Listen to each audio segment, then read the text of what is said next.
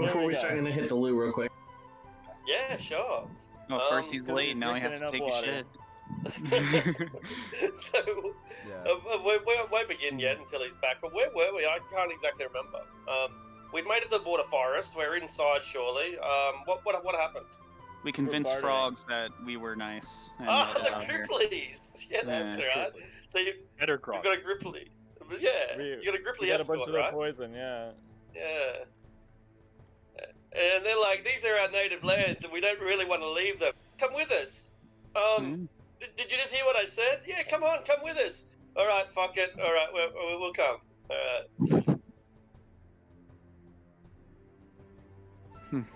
Yep. Yeah. Alright.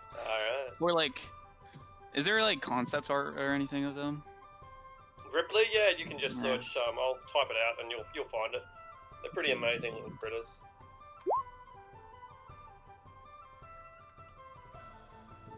Ripley. Okay. Oh, kind of cute. They are kind of cute, right? Like, Oh, it's literally just a fucking tree frog with a bow. Okay. Yeah, they're there's not a lot of creative license. Yeah, that's all they are. Yeah, but they have a lot of pizzazz. Yeah. They're fairly sophisticated as far as I can tell, honestly. Like, their trap making is on par with, like, humans and elves. Like, I'd say probably. Don't let the frog... Yeah, don't let the frogginess and the shortness of stature fool you. Like, that would have been a really shitty fight if we would have stumbled into it. I mean, how many rolls would they make to try to hit us? Because he said there was a shit ton of them, just all aiming arrows. So like, 21 of them. Okay. So like, they would have made 21 attack rolls against what, five of us? Assuming they don't have multi-attack. Yeah. Well, I mean, it's the poison I'm worried about. Like, I got my hands on some of this shit. This shit's essentially giant scorpion venom. Yeah, this shit fucking rapes. And it's just their leaky fluids. I mean, I don't know if I'd say that. See, the plan is we're going to take a few of them captive and like strip them of all their tools and.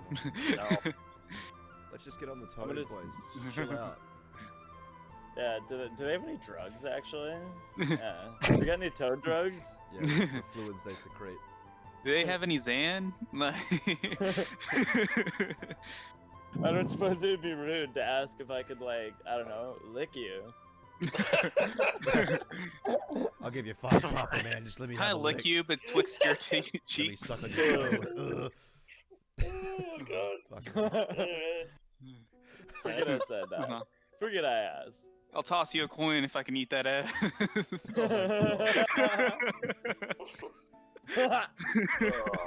Totally okay. Oh, you've got to be. God damn it.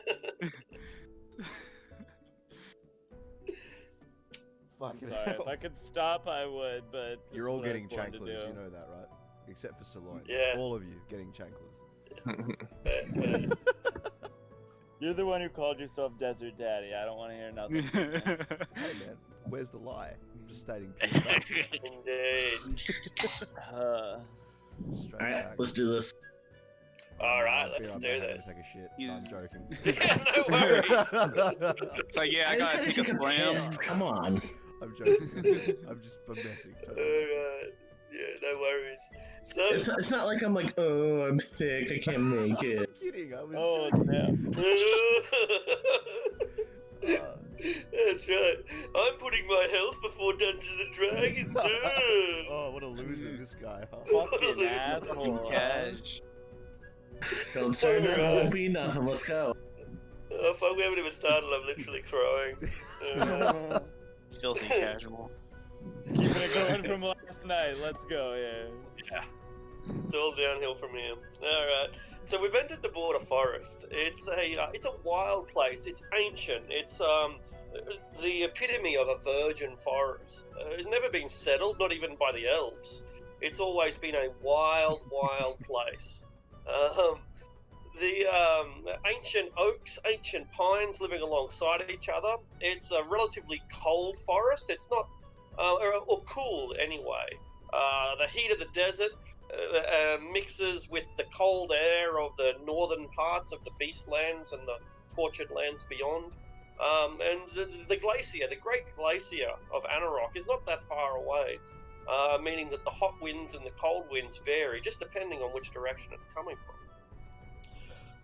There are the trees are gnarled, very mossy, lots of rocks, lots of rivers, or at least streams. Anyway, it's a wild and primitive forest that's whose age is quite inspiring and a little bit breathtaking, perhaps.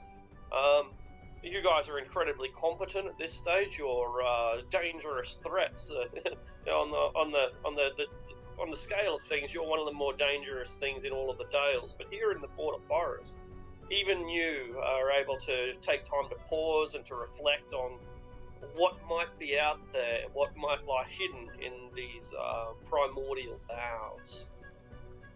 Fortunately, we have an escort, and what a fantastic escort. A handful of the Grippleys have decided to accompany us. They are doing so quite reluctantly. They had hoped to have just been left to go about their business and that you'd find your own way. But when you asked for an escort, they were far too polite to refuse. They are a genial, gentle people, and I guess in the kind of way Victorian English people are, they couldn't possibly say no, and they'd love you to have a cup of tea, even though they are going to have to nip down to the shops just to buy the tea to get it for you. You know, they're bending over backwards for you, but there's also that slight level of resentment for doing so. Yes, they're kind, yes, they're gentle, but no, they don't really like being treated like a bunch of common touts and guides.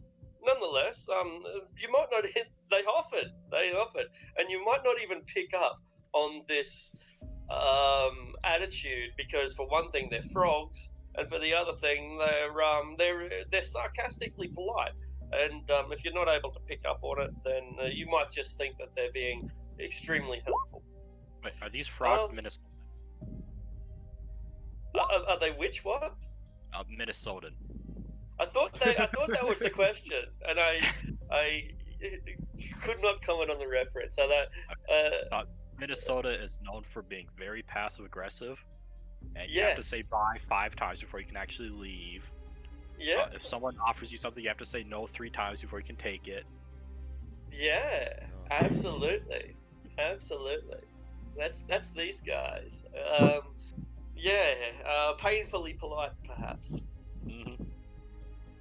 All right. Luna, we'll begin with you. Roll a D100, thanks. All right. All right, pretty low.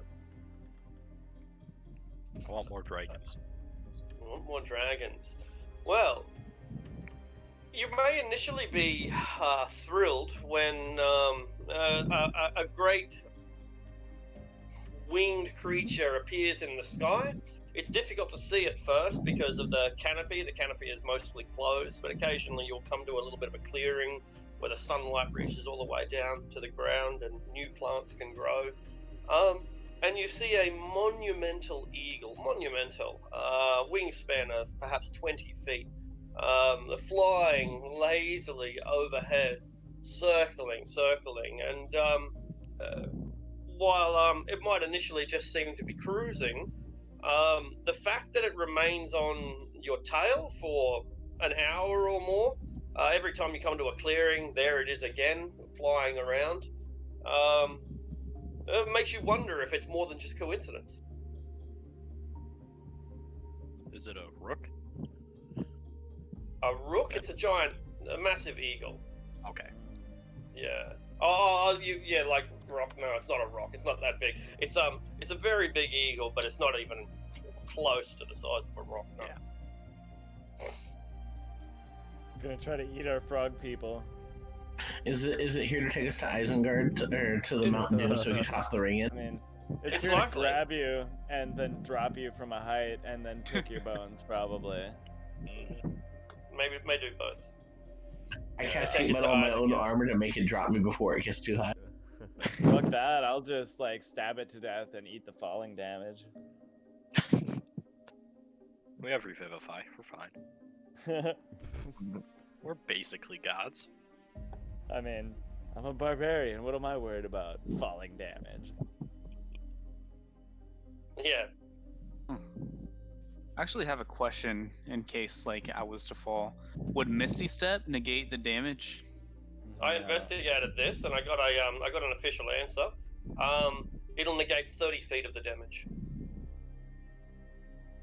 Okay. Okay. Hey, that's 3d6. That's not Maybe. terrible. Mm. Unless it's above. However, Yeah. Misty Step is not a reaction, so you usually can't use it anyway. Hmm. Featherfall is pretty much the be-all, end-all of how to stop Mm. that. And it's a If you first jump level off a- spell, so... Yeah, exactly. If you jump off a cliff, then Misty Step will reduce it by 30 feet. If you fall, then unless it's more than 560 feet, you're going to take it. All right. All right. Yeah, we have an official answer. Fantastic. So there's this massive eagle flying through the sky. It's a very colourful eagle. Mostly reds and blacks and browns. It's a magnificent sight to see. And in fact, I won't even worry about the Badine making a roll for this.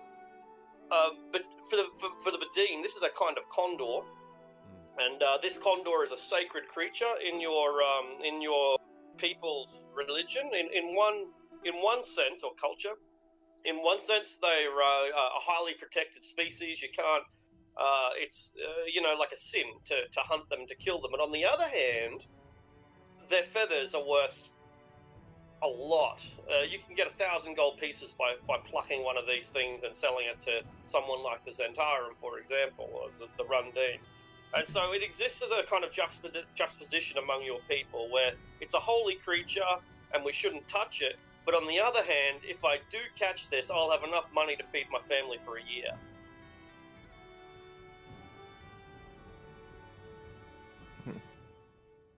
So you may share that or may not.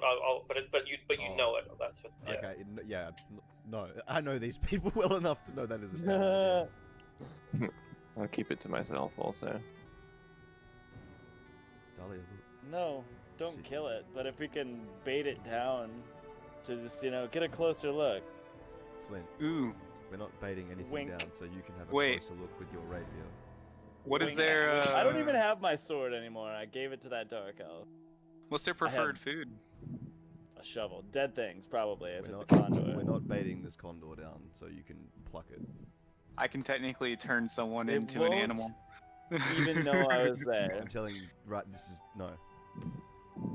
Or Roz could turn into a sexy lady one and, It is a sacred wait while creature. it's distracted. I know, I have to agree. I'm totally against hunting this thing. I don't want to hunt it. I just want to sneak up and steal one feather and run away. I just want to pat its head.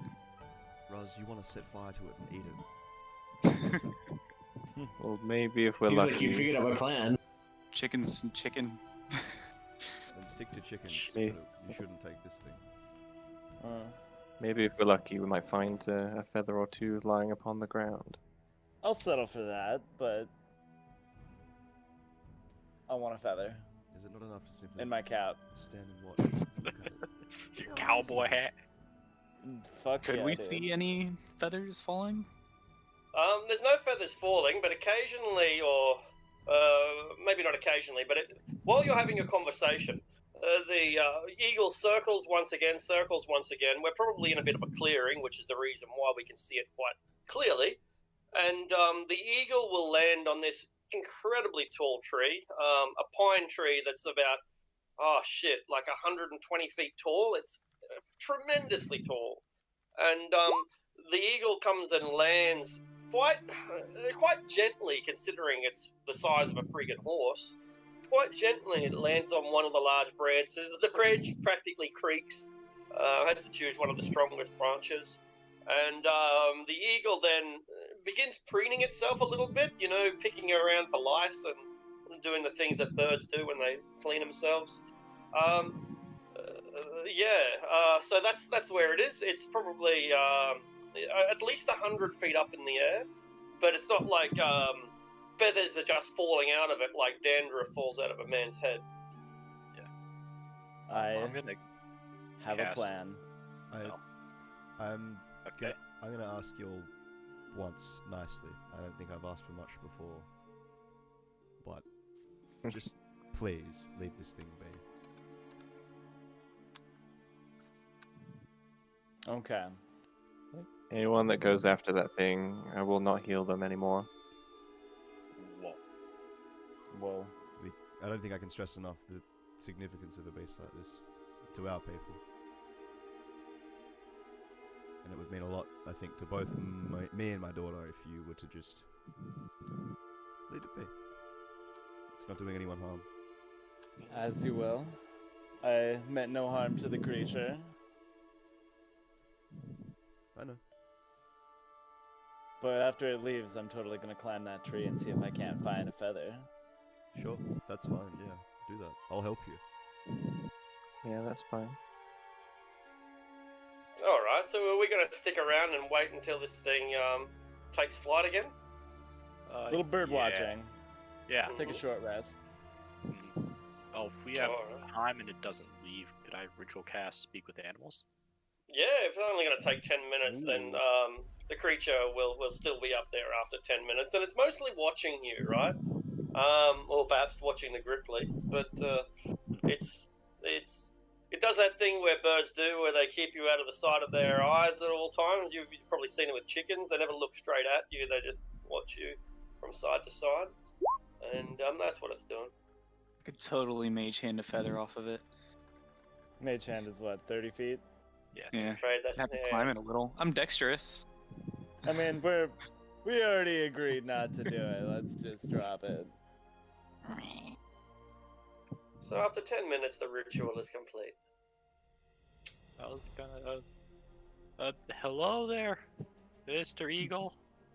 Bird looks down at you, and directly this time. Yeah, quite intimidating in its own way. It doesn't reply. What are you doing? It looks out towards the horizon, deeper in towards the forest to the north, and then looks back at you. It looks north and then looks back at you. Who are you? I'm Luna. Who are you? I am Roka. I am a guardian of this forest, and it is my duty to make sure that no interlopers cause trouble. Why have you entered the forest? We're not looking for trouble. We're just here for the moot with the druids. It flaps its wings. You are a druid? In training. What does that mean? I have a lot to learn still. It's not convinced. But it takes you on your. I guess it's not convinced, but it takes you on your word. On your word. Maybe that's a contradiction. But anyway, it accepts that. It doesn't challenge your assertion. It just doesn't necessarily believe it. Then may I follow you, Luna, the druid, of whose circle I do not yet know. I mean, I can't really stop you, but His I'd be eyes happy to have narrow. you come with. Alright, the creature preens itself, a little bit satisfied at that point, and then takes flight again. The branch that it was on wobbling as it takes off. But it basically hangs around, you know, it continues to fly in the nearby vicinity. If you remain here another 10 minutes, you'll see it another 3 or 4 times. Okay. Yeah, we'll just kind of keep going, I guess. Well, I mean, care if I take a peek at those branches, see if I can't pluck a feather? I'll give you a boost. I I'll got circle this. back around. I'll scream out, "Hey, you have really pretty feathers. You mind dropping one for my friend here?" But it's too high in the sky to hear you, or perhaps it just ignores you. Yeah, do it the old-fashioned way, a little elbow grease. And Alright. a climber's kit, so I don't die. Start with an investigation roll. Alright. Let's see if my luck holds. Let's hold him. It does indeed hold, and you don't have to climb more than about 20 feet to get a feather that's fallen down and gotten caught in one of the lower branches. It's it's about 12, 13, 14, 15 inches long. It's about as long as a short sword. This feather is thick, a great big thick quill, perhaps a little bit too thick to use as a pen. Maybe a good quill for ogres. It's really long feather. Starts dark, almost black. One of those a red so dark that unless you hold it up to the sun, it'll appear to be black. And it then changes color gradually, going from black to crimson to blood red to orange to becoming a brilliant fiery orange yellow right at the very tip, like the color of a stylized sun. Wow. Fucking pretty. gorgeous. And I'll give it to Dahlia. Oh, well, I take it gladly and let out a pretty girly squeal. Well, thank you, Flint. You know, I've always wanted a feather like this. I want to tell Flint in the cant, careful Flint, that's like step one of proposing in our culture. And then, like, Was unaware. I'm kidding. Is he though? But does he know you're kidding? Yeah, well. It's a really great analogy though, because they are a form of currency in the same way as gems are a form of currency, but you also give a gem to a girl that you love. So too is it an appropriate gift. So he's not wrong. He's not wrong. Fuck, I guess I'd just cast an Nova in this bitch. I don't know. I mean, you got a Fae, you got a couple redheads, maybe a Drow. If you really wanted that. You know I like hanging drow. But I mean, yeah. Who Let's doesn't? go get the rope. I already got it, bugger. Are we ready to move on, or do we want to just scale the tree here? I'm satisfied with that, really. That's cool. I'm good keeping going. I'm happy that All your right. patience was rewarded. And you got what you wanted without bothering the creature. 1 GP worth of what you wanted. It's is what it is, man. Flint, a D100, thank you.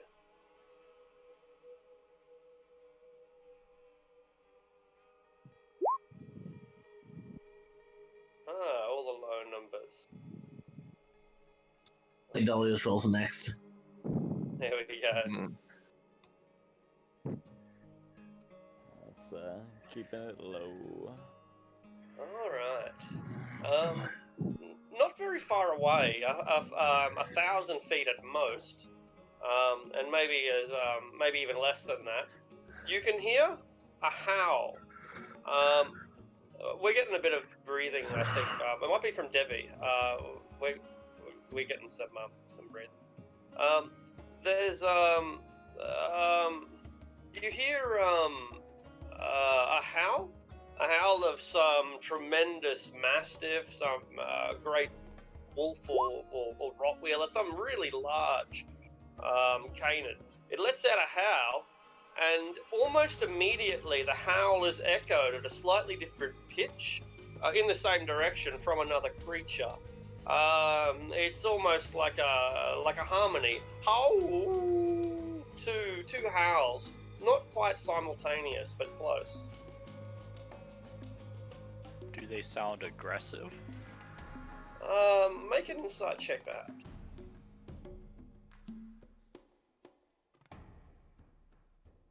Insight is... All right. Yeah, aggressive. Maybe more like haunting than aggressive. Like as if they're aware that their sounds can install fear. You know, when a wolf howls, it's doing it for fun and for communication. You see it with dogs all the time. They're having a fucking ball. They just love to howl, like kids love to scream. It's really no different. This one is more of a attempted intimidation. Yeah, it's quite creepy, particularly with the distorted harmony that they're able to produce.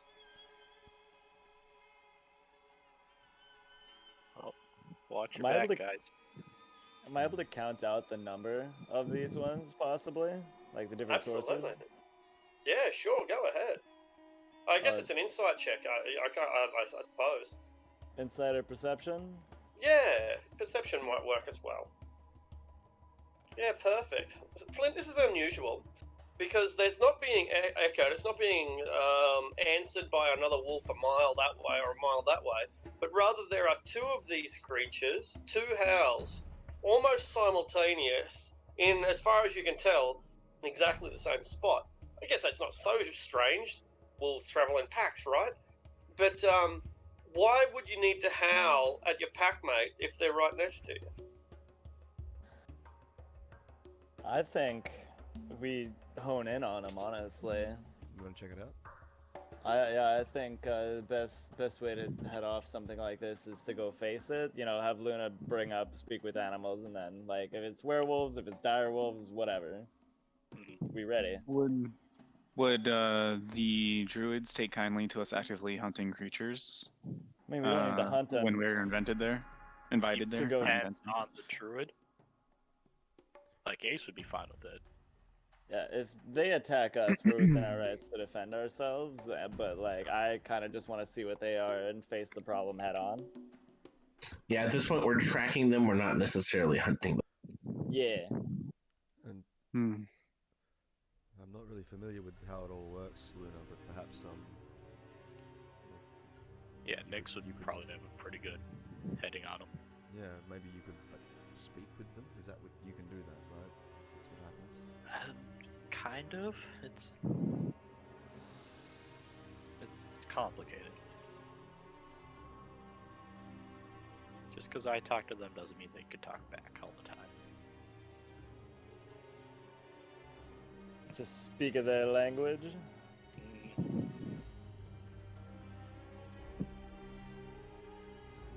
Yeah, I'll have Nyx kind of track it back with the advantage from keen hearing.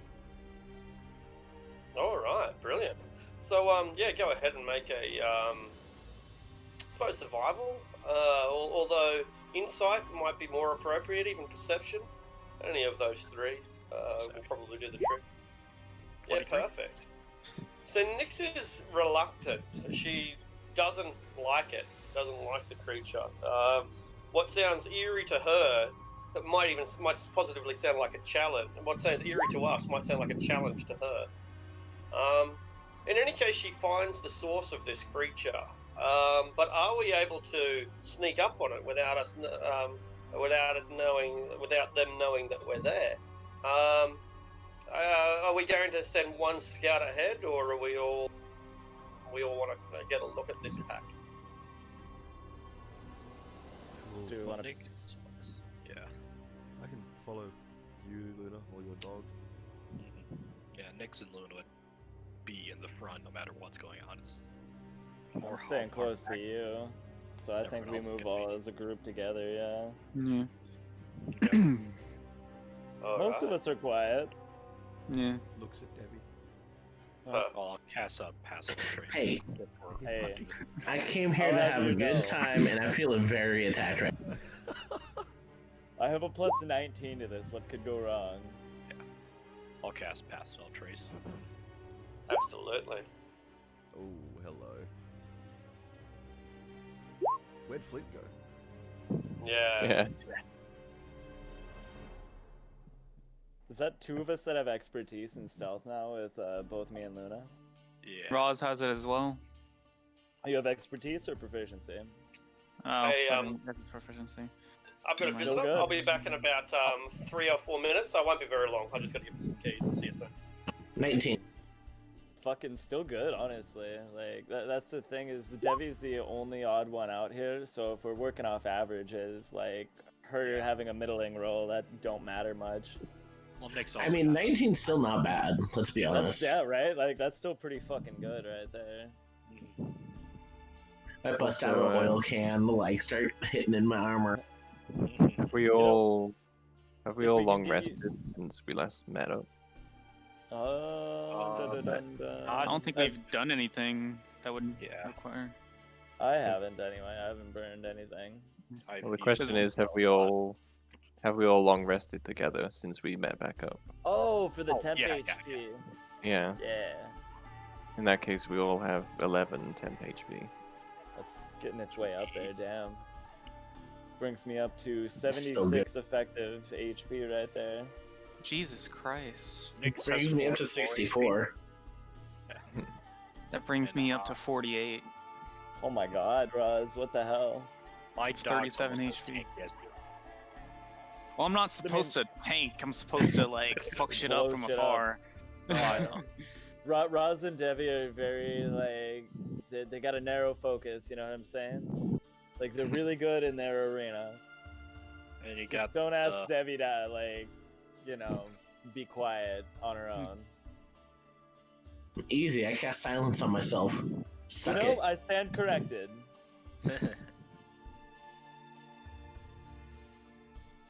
yeah. If we hit level 14, I'm gonna be just what's A it called? dragon Air boy. support. Yeah. It's flying. One dragony boy. Oh man. If I do live long enough to get this character to 14, I will have the level 13 rogue ability, and I swear to God, I want to get a moonblade, and as a human, attune to a Fuck you. moonblade. Oh, jeez. Because I can. I don't know if Just it'll like fuck reject you. me. Because why. I'm a rogue. Mhm. Where's your other champion of Myth Draenor? I'm the best you got. Plus, what like the like, oh man, the idea of being able to two-hand a D10 Dex longsword. Oof. When I Right. reach level 15 or 14, I'll get multi-attack. Oh my god, what a monstrosity of a build you are.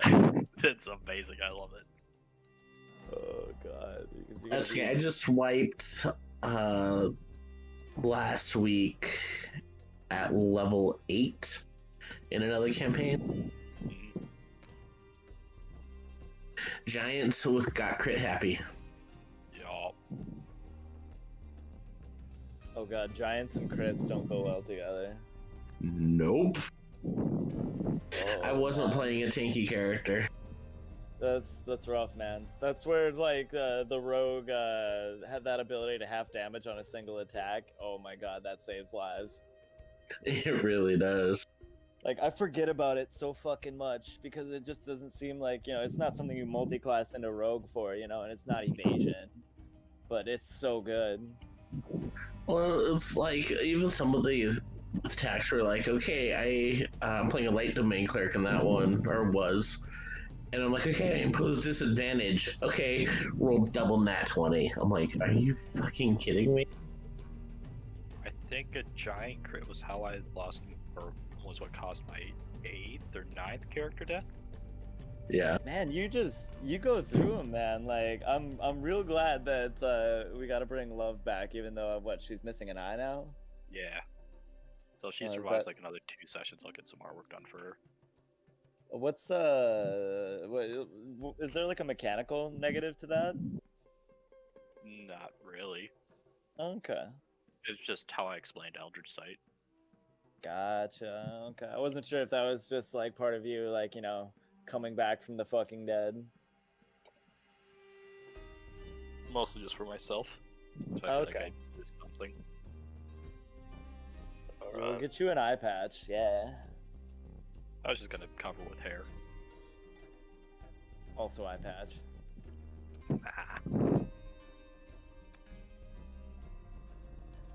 Okay.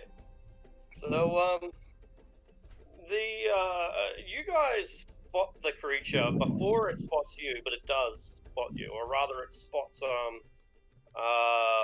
first Nyx. Nyx has a 19. We don't have 19, yeah, not going to be enough. Oh, okay. Yeah, so you sneak up on it, but some of you get a look at it before it sees you, but it does hear you coming. it's it looks like a giant shaggy wolf, a big shaggy wolf with it's a lot more muscle on its shoulders than at the back, a bit like a hyena perhaps. But what's obvious and distinct is its two heads. The creature sees or hears Nyx approaching, and it looks over to her and begins growling. And at almost the same time, the second head looks over towards Devi, and it's not growling, it's more taken back, it's kind of shocked. So yeah, one head's got no problem with challenging Nyx, no problem at all. But the other one sees a heavily armored warrior traipsing through the forest, and it gives it a moment to pause and makes it look extremely apprehensive and uncomfortable. The creature is as likely to attack as it is to run away. Pull out some jerky Go tame Cerberus. and try to offer it to the creature. All right, so you'll be at a distance of probably about 100 feet or 80 feet, a pretty far distance when it spots you, when it hears you coming. As Devi begins to move towards it, both of its heads look at Devi, and it starts to growl. Easy, Devi. Yep, I will stop as soon as it starts growling and kind of hold the food up so that it's easy for it to see that I'm not hiding anything. Are we aware of what this could be, Arctic? We might be, yeah. Yeah, you can make a nature check. Anyone could make a nature check, and Luna could make one with advantage. But when you press closer, Devi, you'll see what the others have probably already seen, and that's that it's made a kill. It's got a deer, a spotted deer like Bambi, at its base, and both of its muzzles are blood stained. Yeah, so you've disturbed it while it was eating. Gotcha. I will give it its face. It might be too late for that.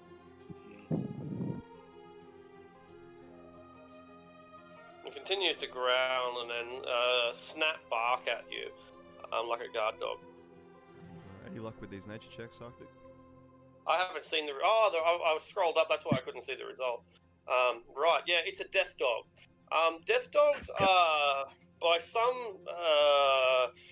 some people consider them natural creatures. A lot of people don't. Probably more people are leaning towards no than yes.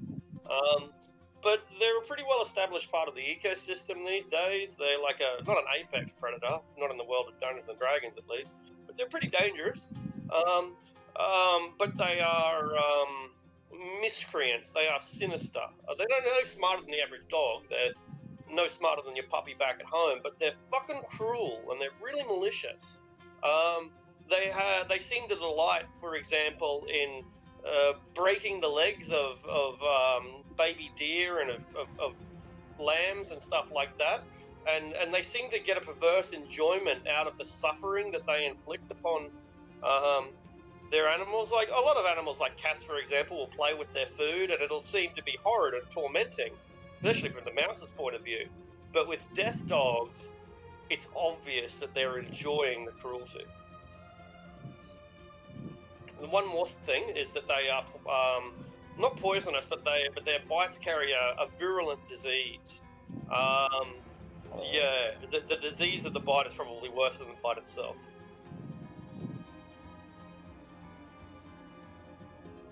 Maybe we just leave it to its kill. Give it a wide berth. Let's see if we can back off, yeah. Yeah.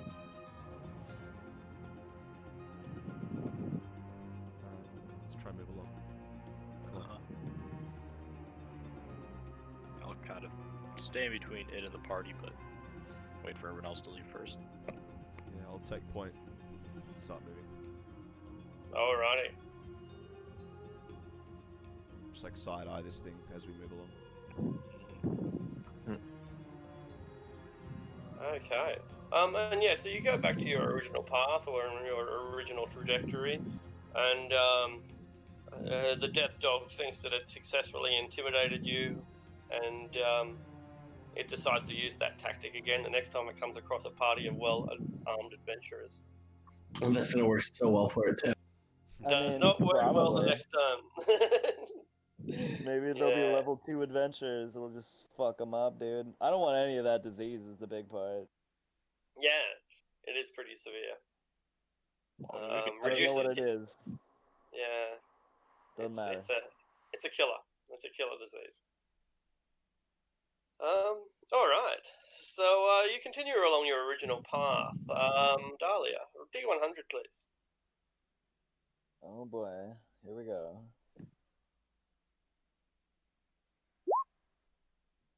Oh wow, we are keeping Didn't it we low just have today. a 14? No, we didn't That have a was 14. 11. Yeah, 11 and an 18. Yeah. Okay. Roll 2d8, please. Dahlia. 16. 16 werewolves. Yeah. 16 dire werewolf priests of Talos. Oh yeah, now we're talking. Alright. I think their Okay. dicks could be getting bigger. I don't think so. They're massive red rockets. Alright. Barbarian. It seriously was all downhill from that moment, wasn't it? It really was. Yeah, it really was. We're doing our best to keep it low. Everyone make a perception check, please.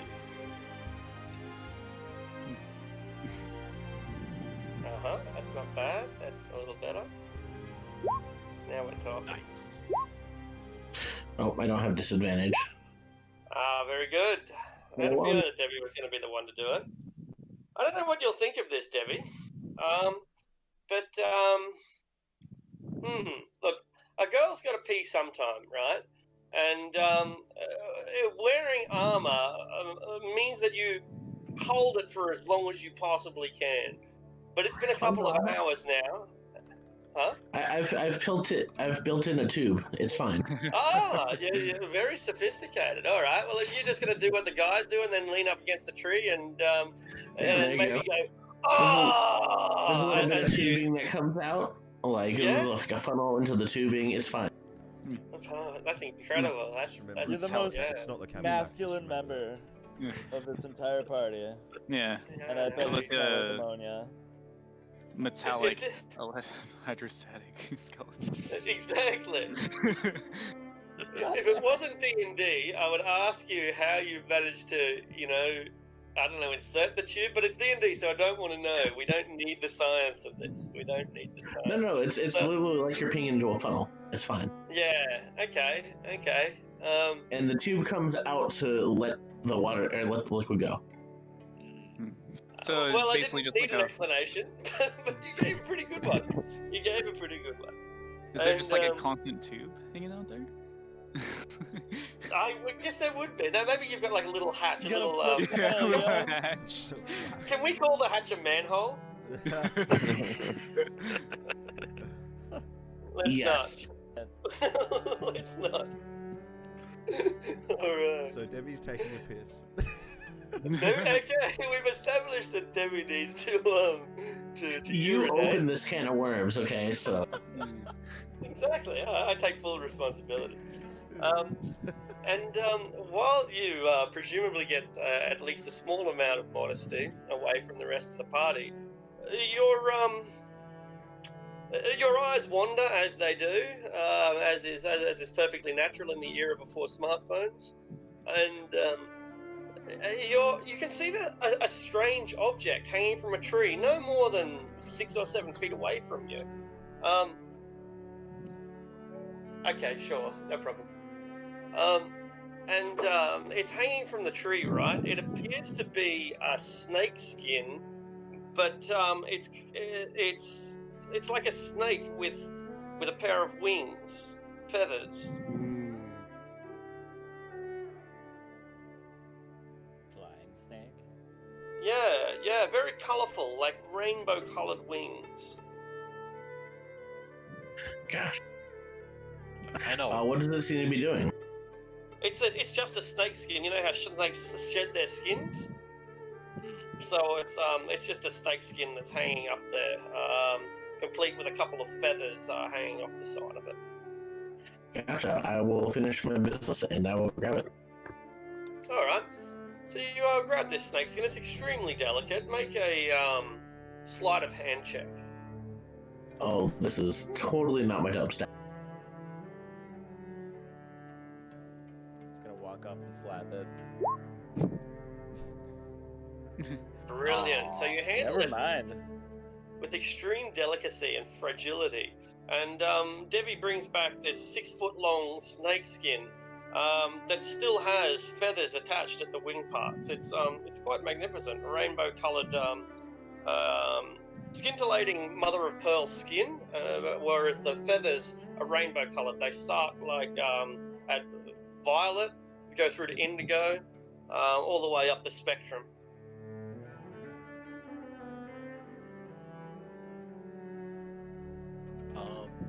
Yeah, I kind of show it to the group. That's Can colorful. I make a check to see if I find the creature that left it? Uh-huh. I guess it'll be an investigation roll. Okay. I'm not good at that.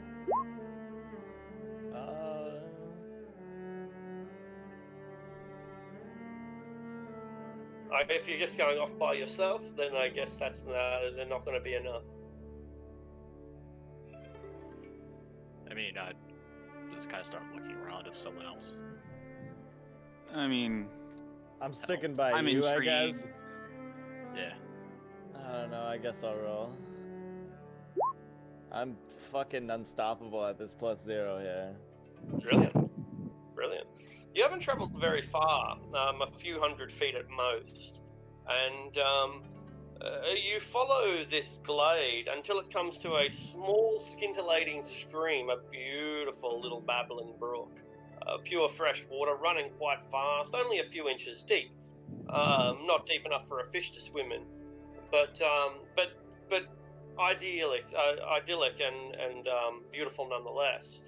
And floating around, flying around through the trees are no fewer than 4 of these magnificent, scintillating flying snakes. Their feathers aren't as large or perhaps as majestic as the giant eagle, as the massive desert condor, but they're magnificent nonetheless. If you're familiar with like a rainbow lorikeet, it's not unlike that coloration. A lot of green, but all of the colors of the rainbow.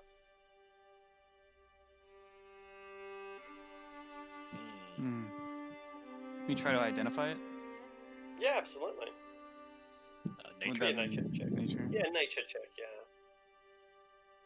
Yeah. They're they call them coatl snakes. They're not real coatls. Coatl, however you pronounce it.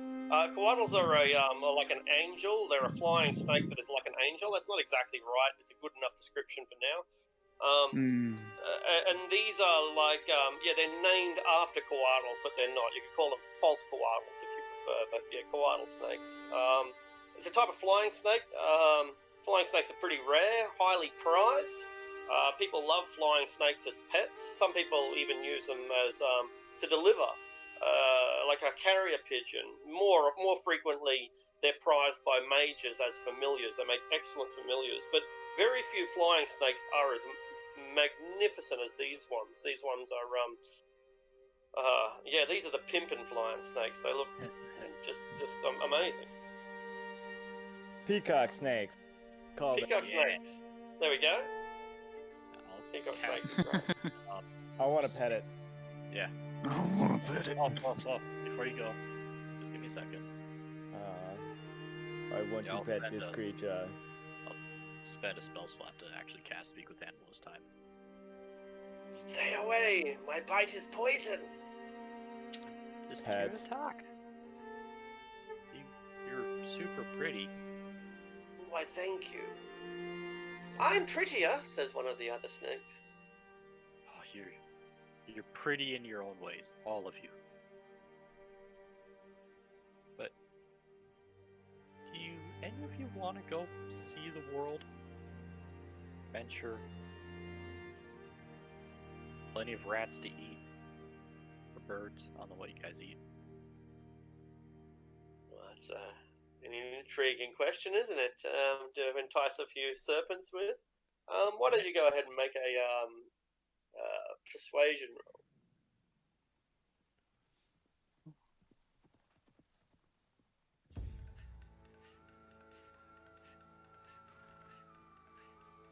Ooh, I'm gonna disco, But yeah. what could the world possibly offer us?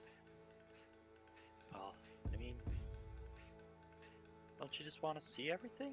I mean, this is a beautiful place you have here, but there's so much more out there. There's, I don't know, stuff to eat. I don't know. Stuff to be eaten by. No, you're fine. I'll keep you safe.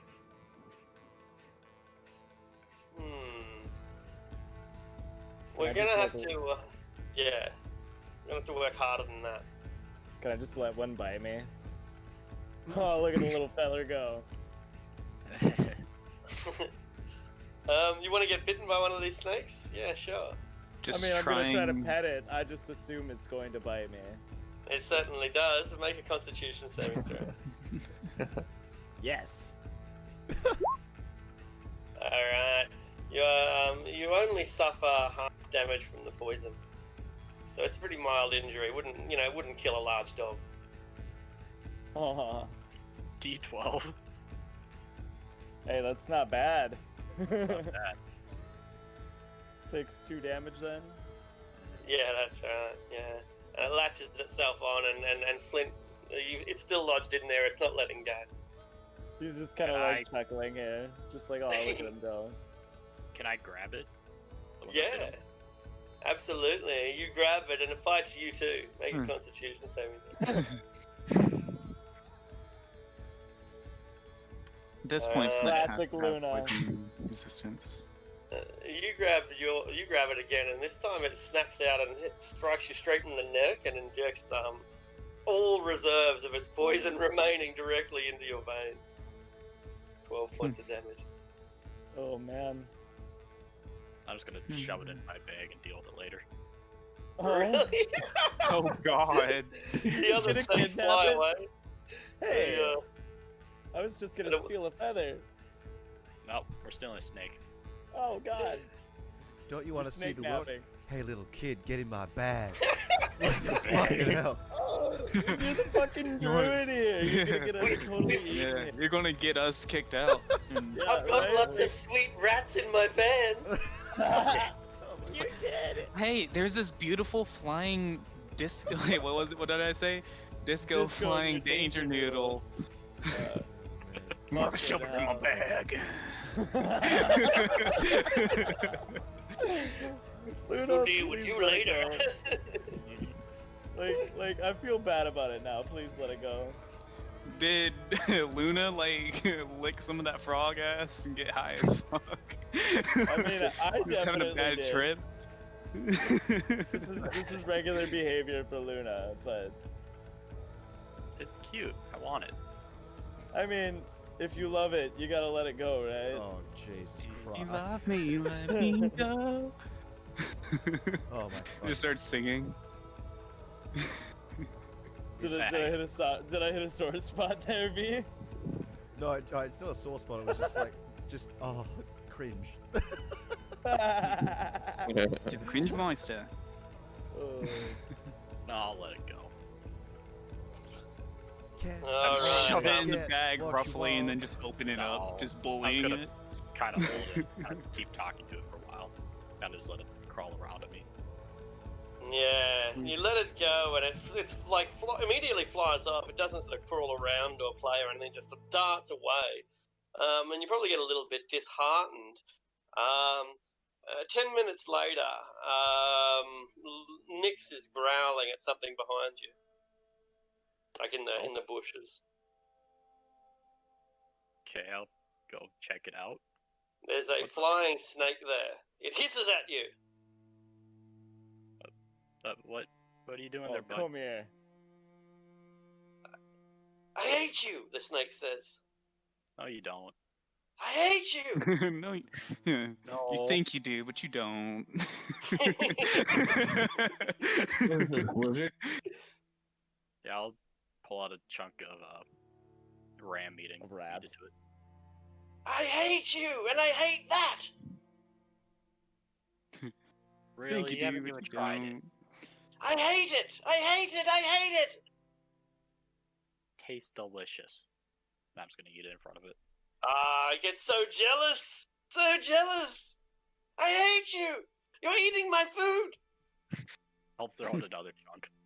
It hates it. It doesn't want it. Doesn't want your food, and it's not going to follow you at all ever. No, Even if never. you never. Oh, I don't like snassy snakes. Plenty of sassy Alright. for one, huh? That's it. Oh, You come here. Do you want a bite?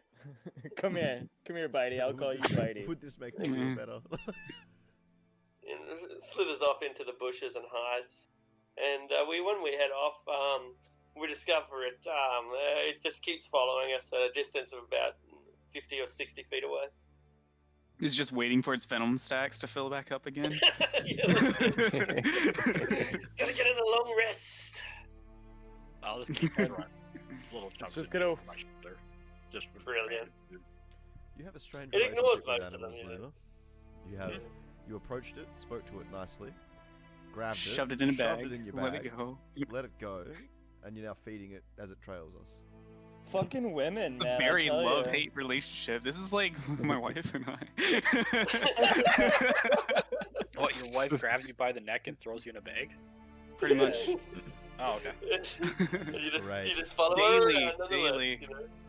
You know? Can't stop following her. Like, good thing your hair is red, just like same color as the flags that you just drape all about. Yeah. I may eat your parents if I don't like them.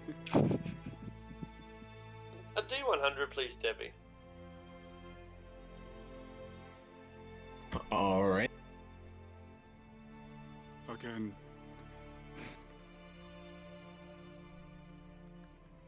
That's what we Jesus. needed, a low roll. That's what we were hoping Jesus. for. Everything God under damn. 20. Yeah, everything's been between 10 and 20. Yeah, no kidding. That's ridiculous. Gotta get Between into 11 and single 18 digit even. roll. Even That's what the fun Gripplies, stuff is. the Gripplies were a 21, so yeah, it's even that roll was low. This has been a remarkably peaceful trip through the forest, really. I mean, I don't think Very we've had to kill hostile anything, region. yeah.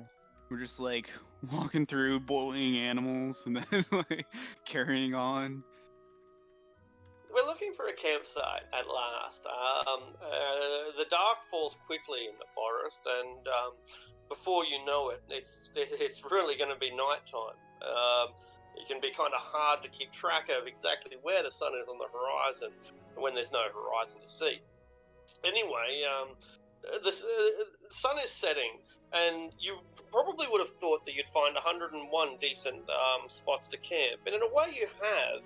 But you just haven't found any great spots. Lots of good spots and nowhere perfect. And so you kept looking a little bit longer than perhaps you should. And now you're running out of time.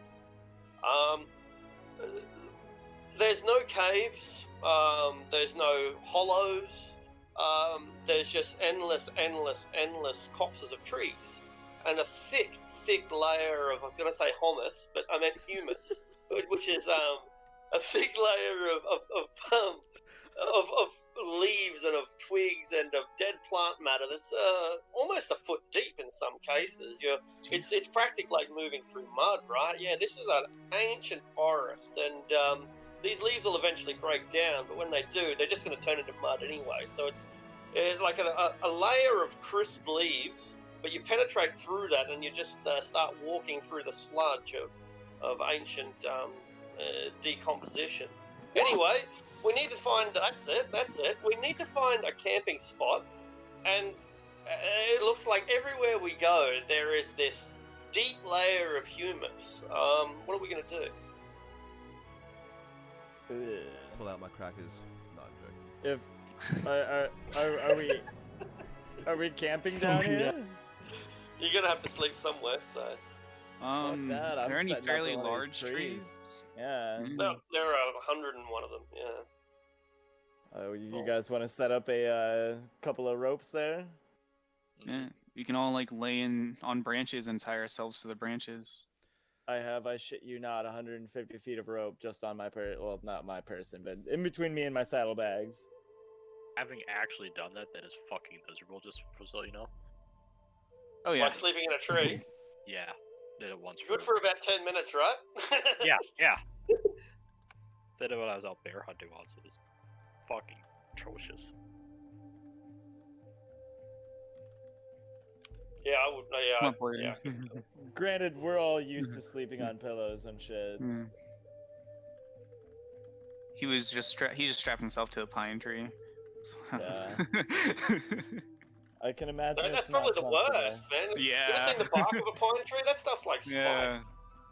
That's why Anyway. you got them cloaks and those gloves and shit. Yeah. You want to find a nice oak or birch. All right. I'd agree with that. Maybe. Birch typically has thin branches, yeah. I don't know. We want an oak, yeah. One that has like Oak's a the ones that wide- got the strong branches, yo. not even a branch. You go for a split up the middle, a little bit. That's what you'd want to sleep in. Little nook. Yeah.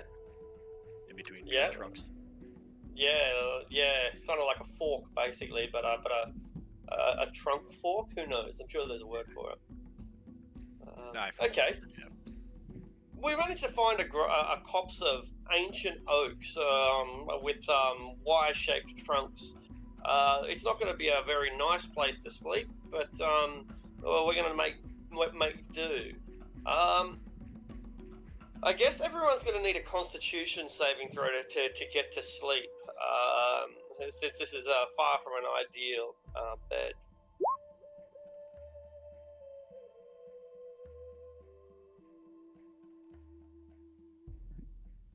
Man, Luna, you just The don't- one who should be the most comfortable. right? So Dahlia and Luna, you know what it is? It's the fact that you have to go pee and you don't have a kind of cup that just like does all the work for you. And going up and down, up and down, up and down the tree it's just infuriating. So you guys can either choose to, in the middle of the night, change camps somehow, or just deal with the fact that you might, you might be under the weather tomorrow. I'll just stick it out. Mm-hmm. Dahlia? Yeah, I'll just endure it. All right. In the end, it turns out to be probably the right decision to make. Because perhaps the next morning, I know we're talking about going to the toilet a lot at the moment. Perhaps when you do a bit of clearing to do your own personal business, you'll discover that underneath this layer of humus, there are centipedes up to 3 or 4 feet long, and they're everywhere. They're fucking all over the place. They usually don't bother you. You're not going to eat them. They're not going to eat you. You're far too big to eat. So as long as you don't step on them, they normally just don't care for your existence one way or the other. But they're so thick that if you'd made your bed among the leaves, it's likely that you would have woke up with a whole bunch of danger noodles. What do we call centipedes? I don't know. Leggy noodles. The danger Leggy noodles noodles? feet. Steppy noodles. That's it. Yeah. Yep. Yeah. A poison, don't they? Fucked. Yeah. They got a They are severe poison. Yeah, let's I want to see if we can't get one, you know what I'm saying? I don't know if you can speak with it or if you just want me to grab it with a net or something and just like bludgeon it or just cut off the head or something. This is to the group necessarily here with what do we think? Why disturb them? Because that's poison, man. We can use that. They might have pack tactics. It might I be mean, a that's- swarm. Yeah, there might be Yeah. many more than what you see if they're all dwelling beneath the humus. Well, that's why I got this, and he's just gonna like take a vial of like glowing red liquid. I got alchemist fire. It'll be fine. Love the smell of napalm in the morning. I mean, what? Yeah. Freeze what do any you guys? fire, it's mine. Yeah, I mean, you can do it too. See, we got rods. There's nothing to worry about. But Don't burn the this- forest down. yeah, right. But the poison. It's humus, like, it's damp. Luna got hit with it, and when it's in your system and you hit 0, it makes you like fall asleep or something instead of like dying, right? I don't remember exactly. A lot of them. But I yeah, got if we hit by could a get some of that. Yeah, you have, but the fight with the kobolds at the old fort anyway. But yeah, I want to see if I can't I don't know, spend a couple of arrows on it, something. See if I can't just shoot a couple and collect the remains into a dose. It won't be hard. It won't be hard. Harvesting it might be the more difficult part, or at least the more hazardous part. You don't have like the ability to handle poison without hurting yourself, do you? Nah, man, I just got hit points. Yeah, that's what I thought. You Yeah. can try Mage No, Hand. Not even sure if that ability even exists in 5th edition to use poisons without. If I finish enchanting that cloak, that'll essentially do the trick. But nah, nothing I can do about it right now unless we make a custom feat or something for it. Yeah, that doesn't matter. So yeah, go ahead and make a handle animal or The hand? yeah. Survival? Yeah, survival's okay. Survival's fine. I mean, it's not even really. I mean, it is an animal, but it's hardly an intelligent one. An 11, hey? An 11 means that you won't hurt yourself, but you also don't gather any of the venom. Like, the organ's probably in the back of its head or something like that, and you accidentally put an arrow through the back of the head. But there's plenty more of them. You think I don't- could have hurt myself to collect the poison? Oh yeah, so you're just gonna like, you know what you're gonna do? You're gonna go, fucking, what did you call it? Fishing for the snapping turtles? What was that? Noodling. Noodling? Yeah. You're just gonna noodle the centipedes, are you? Yeah, no Start worries. swimming through humus. That's it. The full breaststrokes. I'm a fucking man here, okay? Like, I got this. Doesn't run Okay. and dive. Just straight Sure. into the muck. That's it. And you get bitten by not one, but 3 of these giant centipedes. So you can make 3 Constitution saving throws. DC 11. We're still pinches this is the second time I that do day, and we're fail still one. first thing in the morning. That's it. Right, this is the first thing out the gate there, You but take that's not full a lot of damage. damage, really. Yeah, You the only one I fail. yeah I took full on was 1 plus. Ooh. 2. Oh, okay, there we go. So that's modified. That's already with 2 of them halved. Otherwise, it would have been 9d6. So you've got you're getting pretty severely intoxicated here, and it makes you feel really numb. It's an anesthetic, so it's not just like it's a bad poison. All poisons feel bad, but in the same way as we kind of enjoy the effects of alcohol. What do you call it? You're The making me numbing kind of effect. like this now. Yeah. Well, Clint's that's the now whole a point. centipede junkie. Yeah, right. Like, If you go to hospital, right, and you're in tremendous pain, and someone gives you a hardcore painkiller, is that a bad thing? I mean, you're talking to a former opiate addict, so I'm saying, hell yeah, that's a good thing. Yeah, Yeah, and that's Clint was basically already- what it is, an opiate. Yeah, it's former. it's I thought you were still anesthetic. addicted. Was Flint already in pain from the other bite that he received earlier that day? I mean, I'm talking out of character. Oh, shit. But you know, in character as out of character. You know what I'm saying? Yeah, let's take that damage. That's 36 damage. Yeah. But yeah, like you can feel like the way it intoxicates you, the numbing effect. It really does remind you of the juice. You just it just slows your heart rate down, right? And it takes your troubles away, and you just feel like having a little nap, and maybe it lasts forever. It's just it's a very I guess it's a bit like morphine. Okay. Yeah, I might honestly just hang on to that for personal use. Fuck.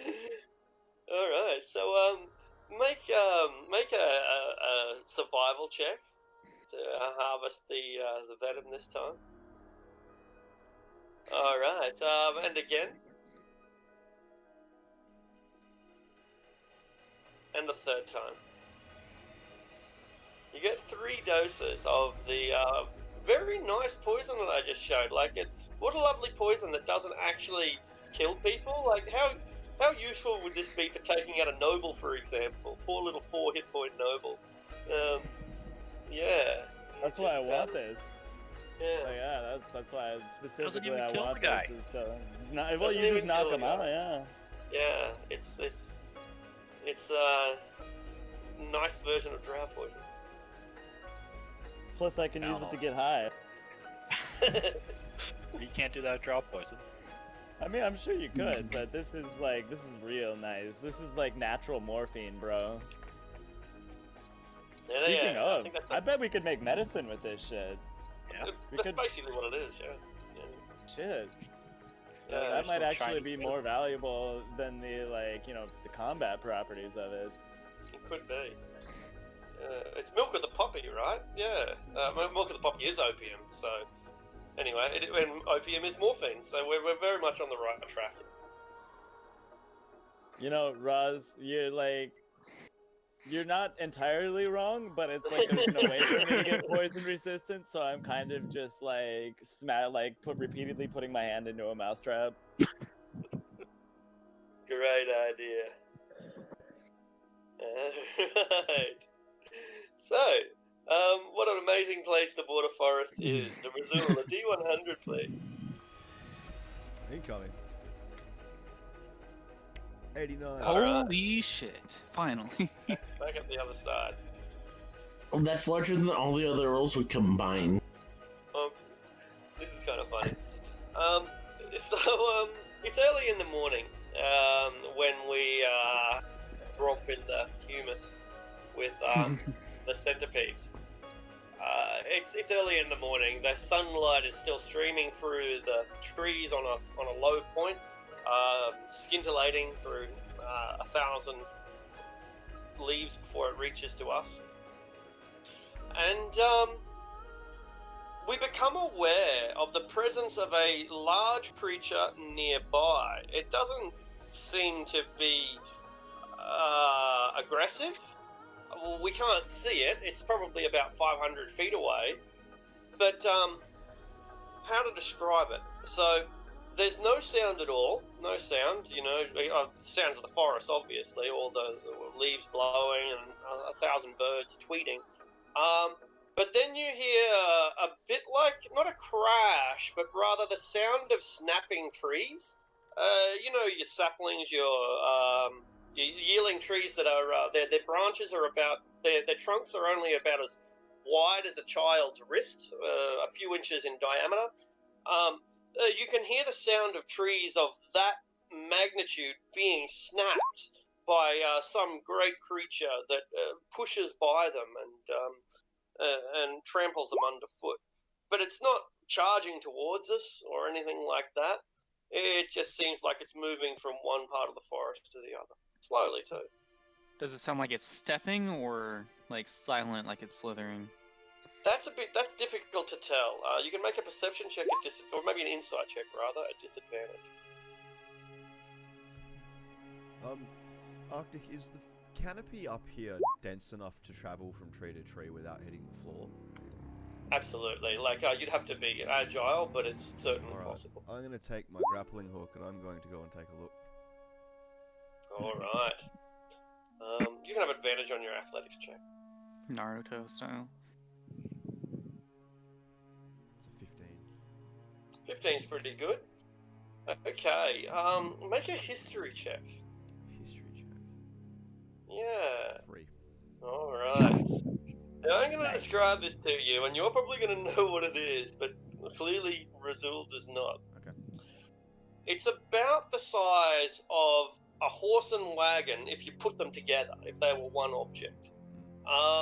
It's big, right? It's big and it's chunky. It's really chunky. We might describe it as a tank, but that's not an analogy that we can really use. Round. Its shoulder is about the height of a man's head. The whole thing is probably about 20 feet long, and here's the kicker.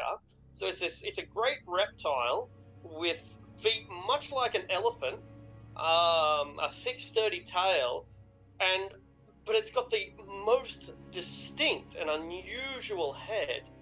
Its head consists of a massive bony plate with a pair of horns pronging backwards and a single one coming off its nose. And it's just grazing there on the morning grass, ripping up the ferns and the cycads. Hmm. Luna, there's your mount. I know. Jump on its back. That's what I'm doing. Are you? I'll make Probably. my way back and describe the After I creature. find a picture first. You're gonna go catch it. You're gonna go catch the Triceratops. I'm not leaving here without a pet. I'm coming with you then. We have that shadow of a. We have the snake. He's our Yeah. pet, right? He just Kind of. like He's edgy. I imagine he just wakes up like biting my boots. We enter the inn. The snake immediately finds the corner to brood in. Yeah. Roz is gonna go He's- with y'all to this Triceratops. Like, what? The snake is our edgelord. Try to tame it and capture it for a pet, by all means. But maybe It's a rhino dragon, guys. does it? A rhino dragon. Do you think it might know where the druids are, or like As the best way to get Is there? it Good as intelligence enough? possible. yeah, you can talk to it, right? That Yeah. might be quicker and more effective than Jumping on its back. Dominating it. Yeah. I mean that'll take, I kid you not, all day. You gotta wear it out, Uh-huh. And then we gotta take care of it. Did you bring that much water with? You There's gotta think streams this through, you know what I'm saying? I can create water.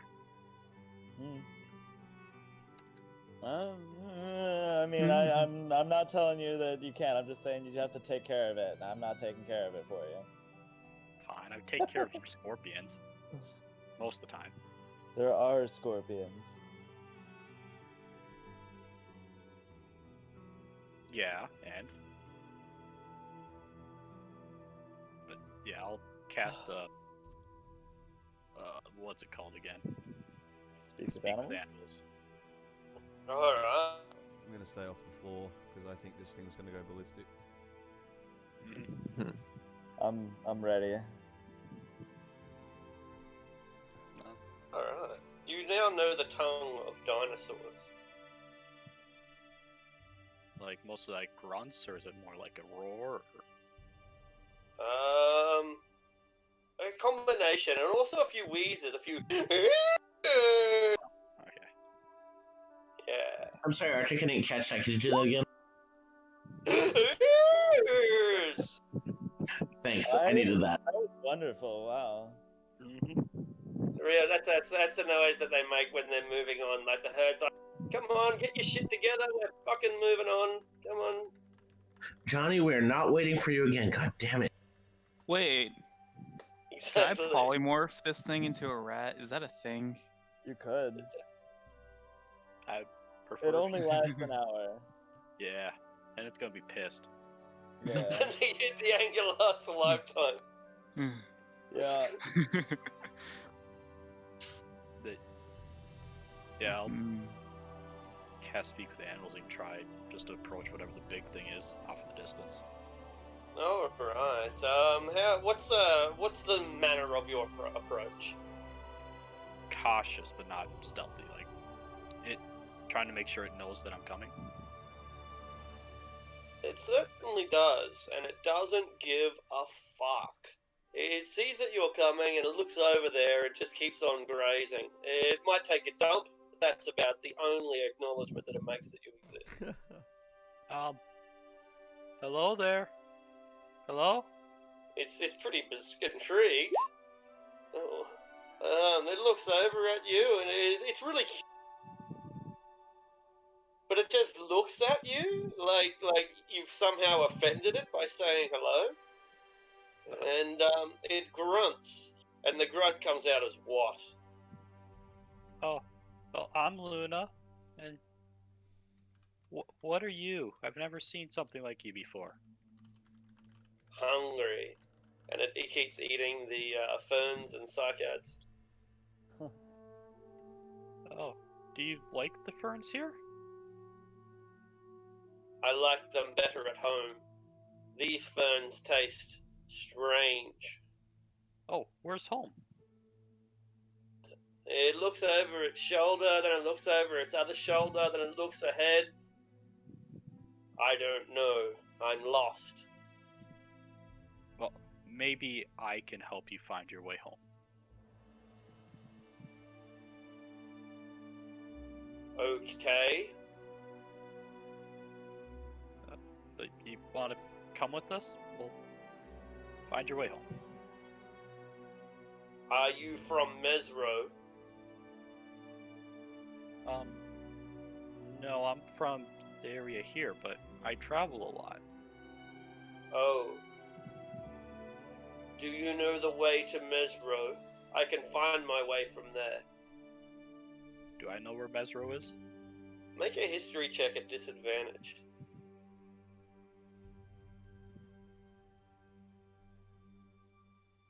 Never heard of it. Huh. Oh. I can't say that I do, but I think I know someone who does.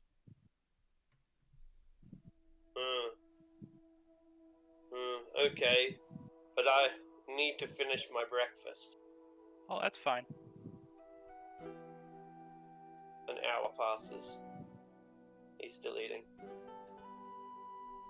He'll move when he's ready, but it's gonna take a while, you know. He's an herbivore. Those guys are patient. What's the story exactly? We'll call up from a tree. He's lost and he wants us to help him find his way home. Lost puppy? Sure. It's a big ass puppy. Uh-huh. Do you have a name? Why? Well, I want to know what to call you. No. Why do you have a name? It's pointless. Names are a waste of time. I mean, they could be nice, though. Make it easier to talk to people and creatures. I don't this like is to mixed. talk to people. Oh.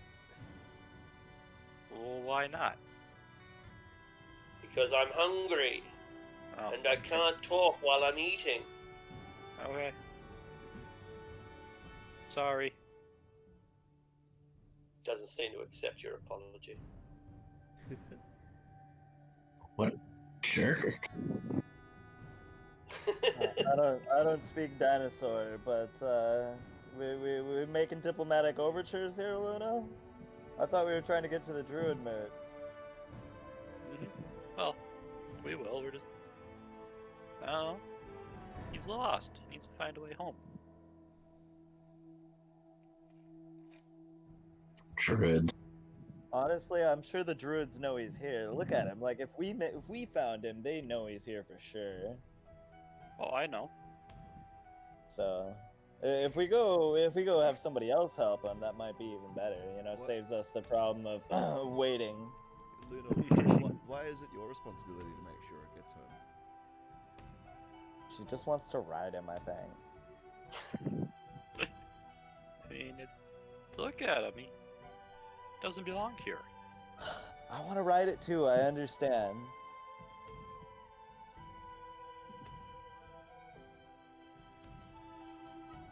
I'll give him like another half hour. Yeah, and after half an hour, he's ready for his bath. Okay. Alright, so he makes his way over to a stream that's about 6 foot deep, and he's, you know, at least 6 feet tall at the shoulder, so he can't completely submerge himself in there. And he looks over to Luna and he says, "Scrub me." Okay. I can't clean behind my plate. It gets very dirty. Okay, like Where we I could just come take from, this the pill. birds will pick me clean, but there are no birds here that will do this. Yeah, I'll grab an old rag or something I have with and just start scrubbing him, I guess, for a little bit. It swims around in the water a little bit. It's not very deep, so it can touch the bottom, but it just enjoys. It's clearly quite relieved to get all that weight. Literally several tons of body weight. That I finally don't have that stress on my back. My God, like taking it. Yeah, you understand. So you're cleaning this dinosaur down and scrubbing behind its plate. It just seems to be having a pretty chill time. What do the rest of you guys think of all this? I think Luna's like busted a screw in her head. Like I've seen Luna like kill people and like snatch cats out of the sky for no reason, and then just generally be kind of like, I don't want to say a bully, but a little bit of a bully. And here she is giving this fucking reptile a sponge bath.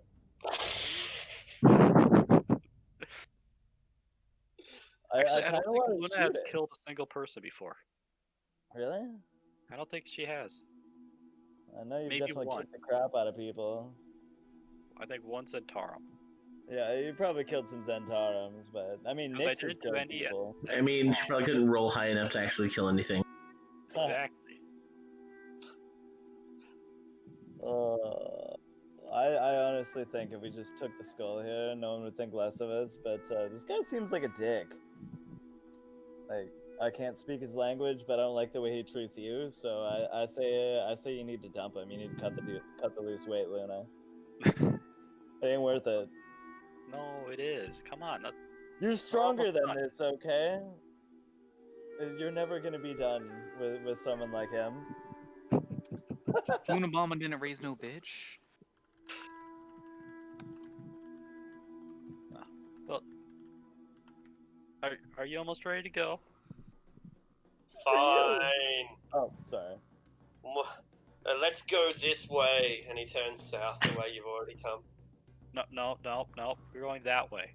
Why? So that's for the people that know how to get you home. Fine. He goes north. Why is he so grumpy? He's just had a Luna's bath abusive and- animal companion. Holy hell. Nyx is looking at her like, I haven't had a bath in like 2 weeks, and you're over here. You just met this guy. What is this shit? Yeah. Like, and the snake is even the snake is like, what the hell? I hate you, but I want to be washed. I want to be washed. It's grow some horns if you want my lovin'. Alright.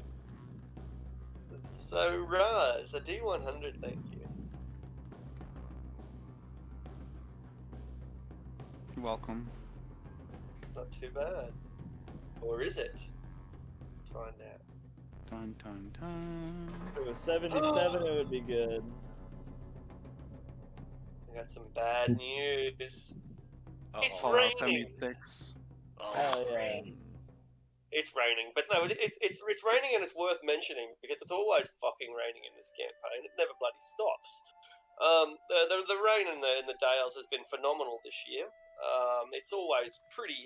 The rain is you get a lot of rain around these parts, but this year it's an endless flood. A thunderstorm breaks out, an absolute cracker of a thunderstorm.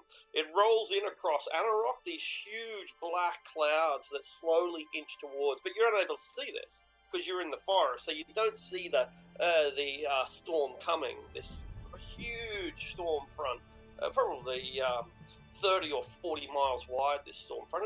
It's very, very large. And when it finally hits us, when it finally breaks over the border forest, because that is where it breaks, it goes from being oppressively humid to an absolute thunderous downpour. There is lightning going off everywhere. The rain is going to soak you through to the bone. Those of you who have things that can perish in the water, like rations, for example, certainly books. A spell book would be a terrible, terrible device to have. if you have anything that can be damaged by water, it might well be damaged by water. This is going to be the equivalent of falling into a pool, right? That's how heavy the rain is. Big raindrops, as big as your thumb. It's really heavy rain. And while you guys are thinking about what equipment you might have, you go through your equipment list and see if there's anything vulnerable. While you're thinking about what equipment you might have and how you might prevent it from being destroyed in a place with no caves, just big trees, everyone can roll percentile, roll D100. Lightning is striking all around you. Oh, Do I roll twice since I'm wearing a bunch of metal? Yeah, no, I don't know if metal actually attracts lightning though. Does it? I suppose it does. On video game The logic, it lightning does. rod, It should. Yeah, it should. Yeah, make it. No, don't roll twice. It'll be a higher number, higher percentile. Roll for each of your NPCs as well. Each of your pets. Someone in particular want to roll for the dinosaur? Oof. Yeah, that second one was for the dinosaur. The first one was for Nyx. Boom! A lightning bolt lands not far away from either the Debbie. The dinosaur barely even cares. What about the snake? Oh, Snack I'll roll is with the actually snack. with us. Yeah, he's there. He's hanging back at about 20 feet, probably hitching a ride on the dinosaur's tail. Oh, He's man. waiting for that long 89. rest. That's it. Wait for the long rest. I'll kill him in the middle of the night. Alright, so fortunately, although the lightning is we hear the sound of great trees splitting and tumbling, the tremendous yawn and scream of a tree as it splits in half and crashes, the sound of timber twisting. I'm sure you all know it, and it's a phenomenal sound to hear at close range. Phenomenal. Particularly when the boom of the thunder comes amid the whine of the breaking timbers. So there's howling winds, howling water, howling rain, and but all things must pass. All things must pass. Ironically, this one passes around about evening, so just at the point where normally you would be setting up camp, you finally actually got a chance to move. What are we going to do? Just gonna stay here for the day, night. What? Yeah, What maybe the we hell find a better happened? spot. Yeah, if we can, What? real quick. What happened to the frogs? Because they were leading us to the moot, and Yeah, good we just call. started harassing animals. They just looked at you disapprovingly the whole way, but you know, druid business, they're not going to interfere. Should we try to gain ground and go to Not towards the at general? night. No, No, thank you, I sir. think we- Oh, it's nighttime. I think we're Hmm. right. No, Yeah. yeah. It storms all day, and then as soon as it starts to clear enough, it's pretty much evening. So maybe we reset our camp somewhere nearby if we can find better ground. But because we're still in the the shit pits, right? With the centipedes, right? There's a lot of humus wherever you go. Yeah, find a Ooh, layer actually, of snails and centipedes, let's no stay matter here. where you go. I want It's the to go s- catch some more centipedes. I'm gonna dump my cartographer's tools because I'm pretty sure they'd be fucked. All the parchment and shit. I got no way of protecting any of that. Perfect. my Yeah, that's choices.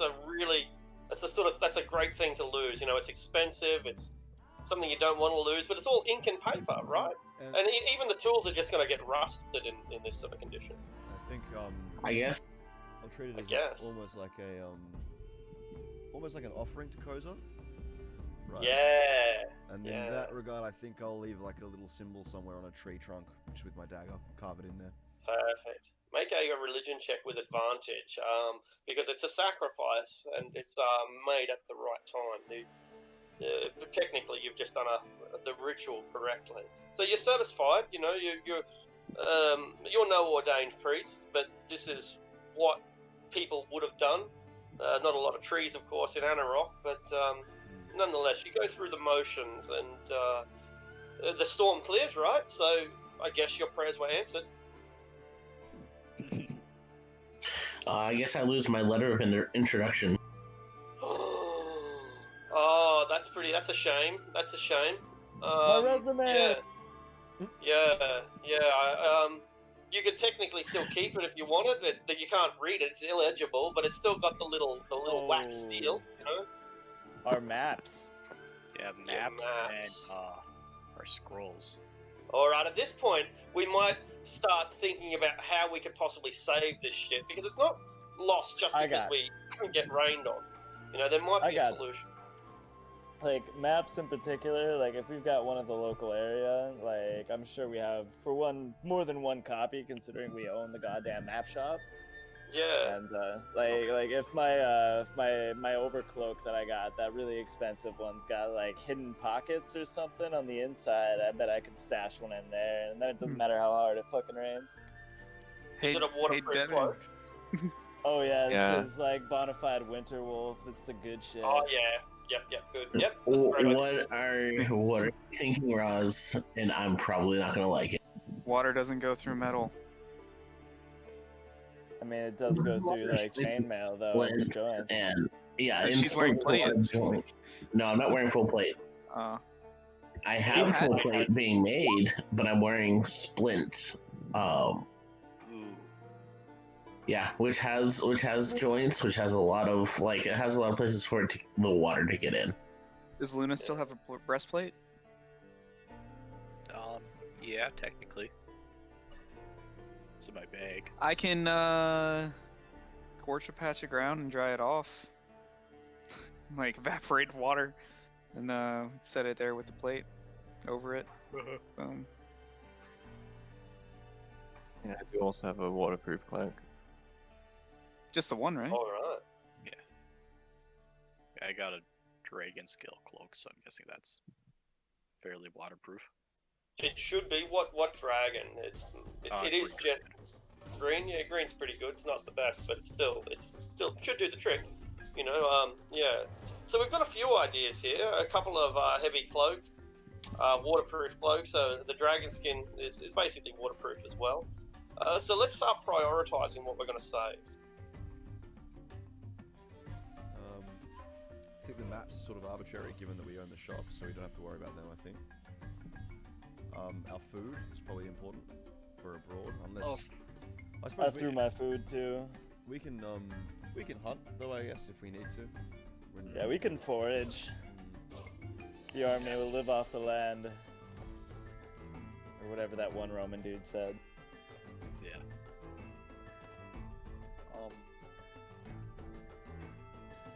What was it? Yeah, I'm pretty sure our scrolls are back at the castle, so they're okay. Some of the relevant maps that we took with us, like Flint for sure has got at least one copy that'll survive this. Yeah, probably the Pegasus map would probably be our most useful one. Yeah, pretty much all of the liquids that I have are in glass vials. Yeah, that'll be fine. Yeah, they should be okay. But yeah, most of my torches, I'm gonna throw my tinderbox out too. Yeah, because my backpack's getting soaked. Yeah, your tinderbox. It'll be like having a box of matches that go through the washing machine. You know, it's not really useful. And I've got a good quality rope and a low quality rope, and I'm gonna throw out the low quality rope. The rope's not gonna rot in a thunderstorm. Like it's rope's stiff though. Yeah, it's absolutely fair enough. By all means, chuck it out. But it's not gonna be good for what I need it for. Like I like it's all well and good, but if you're trying to make a lasso or something out of it, you know, I don't want to be creaky too. I got my silk rope for that shit. Yeah, and you got plenty of other ropes. It's hardly a necessary item. Yeah, if we can start a fire either magically or whatever, try and clean off our bedrolls and stuff, that'd probably be pretty important. Bedrolls and drape him blankets. over low-hanging branches or something. Try and dry Oh him off god, for the my night. socks! Yeah, your socks. Oh your god, boot. I don't know if any of you guys have ever dealt with this. Like Flint's got a set of combat boots on right now. Like the other things that he's got in his like hidey pockets is his extra socks. It's like you don't want trench foot there, fella. No, you don't. Little trench foot never hurt anybody. Just a little. Okay. amputation of some toes. Yeah, dude, like that's the thing is no matter what you do, like this is like Vietnam soldiers would do this shit, dude. Like your most valuable possession you got outside of your gun is your like dry socks. Yeah, I've never thought of it like that, but like I've worked in heavy industry before, so I understand. It's monsoon season here. This is you're making a couple Vietnam comparisons. It's like the Midwest and Vietnam had a baby. Yeah. This place is shit. I hate it. I love it. I No, fucking love this place. It's like home, honestly. That's actually not a bad analogy. I hadn't really thought about it too much, but you know although the border forest is a lot smaller than the forest that in British Columbia, but that but that area of forest, that's kind of what it's like. Big fucking bears, gets real cold. It's not normally, crystal clear rivers. Yeah, exactly. So the Minnesota British Columbia forest is probably an excellent analogy. As you can see, the border forest is big. It's long, and it's big. The journey to Shadowdale could be done pretty much 3 times in the distance it would take to reach one side of the border forest to the other. So we come in here, and the sawmill is just north of Dag Falls. We've come in here, and we're now continuing up somewhere through the border forest. We're probably at around about the R or the D in border. We've come a fair way, but we've got a long. But we don't really know how much further we've got to go. Dawn comes. We're not disturbed during the night. The heavy rainfall dampens things down and keeps the predators a little bit at bay. Luna, a D100, please. Yep. Let's go. Let's go. So At that's dawn. a good one. Yeah, it must be. It could only be good. 7's a lucky number.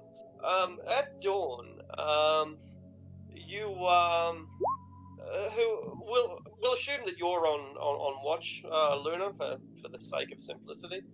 And when you're on watch at dawn, as the first few people are starting to get up, and yes, they're doing their morning peas, since you asked. Nice. A few people are starting to get up, but most I was people gonna are be still pissed if you sleeping. didn't answer that. Exactly. Exactly. I know that it was something you all wanted to know. So as people are beginning their morning rituals, whether they're sleeping in or starting their day, depending mostly on their personality and to a lesser extent on whether they had bad dreams or not, you spot a crystal ball hovering in the air through the branches, about 120 feet away. And when you spot it, it's almost as if it spots you at the same time, because it goes from being a translucent bubble to pulsing with a kind of pearl blue color, enticingly. Seeing that everyone's starting to get up and whatnot, I'll kind of hop up and just kind of walk towards that direction. Alright, you get within 60 feet, and it hovers away about 30 feet deeper into the forest. Hey, don't you be going off on your own now. Just wait, I'll be fine. I'm coming with you if you're alright with that. What if she needs to take a piss, Flint? Leave her be. Fine, you can come. Ooh. I'll give her just over the next 2 to come with. Huh. There's timing. Truth. Hey, let's go. I'll keep following it. You keep following it, and it seems to linger for a while, only to hover away deeper and deeper, never quite allowing you to get more than about 70 feet, within 70 feet of it. Just keeps hovering away, just staying out of your reach. Have I ever heard a story about what this is? Sure, This could be? a nature check? Yeah. or history. History or nature either are fine. You'll have advantage in either case. A 12. Look, not specifically this creature, no, but the Border Forest is known for its high number of fairies, and those fairies tend to be malevolent. They tend to bear ancient grudges against humans and humanoids for long forgotten crimes. So that's pretty common around here. Well, I'm kind of viewing this more as the forest is trying to tell me something. I'm kind of Yeah. on a self-discovery trip right now, so Absolutely. It's like, what better way to introduce the druids to the forest than to guide them along? yep, I'll keep following. It's kind of All right. pacing behind it. You enter into what isn't really a river, but it is a river because of the thunderstorm last night, right? The banks are broken, and you're now walking through marshy ground that has about 2 or 3 inches of water, when it should just be, just dry ground, and it probably will be dry ground tomorrow. But you're walking through this marsh, temporary marsh, and your boots start to get stuck within the mud. It's like the mud is grasping up at your boots and trying to take them off your feet. Nothing's perfectly natural, perfectly normal, just the force of suction. But you keep following this creature out into out along the water-soaked ground, and the terrain starts to change, becomes more muddy, more moist, less firm. I'll kind of look for drier patches and like branches or roots or something to step on. If we want to stay up in the trees. The light will get 10 feet closer, but then it backs away again. It's like, trying to guide, not that way, this way. Deeper into the water, deeper into the mud. Can I insight that? Does that seem like it's trying to lead her to danger? Sure, I guess you can make an insight check, yeah. It's because you asked something specific. Oh, wow, my battery's running low. I must have unplugged the computer by accident. I'll deal with that in a moment. Because you asked a specific question, I'll give you advantage, and the short answer would be yes. Whether by coincidence or design, the crystal ball, the pearl-shaped object, seems to be ignorant of the fact that Luna is walking into the sort of mud that can, trap people. I think it's trying to kill you. I'll be back in 2 minutes. Yeah. I don't think so. I think it's trying to show me something. Trying to show you to your grave here. You know those spirits here don't like people. Hell, I ain't even from here or nothing, but we heard plenty about the border forest and stay the fuck away from it. And we sure as hell shouldn't be going chasing lights off through them, especially if it's leading us into, I don't know what the hell kind of swamp this is. You gotta understand, though, is that as long as you respect the forest will respect you too. Forest will, but it's that lad I don't trust. The forest does as it does, but it's trying to lead us into the teeth, if you catch my drift. I'm not sure. I just got a gut feeling about this.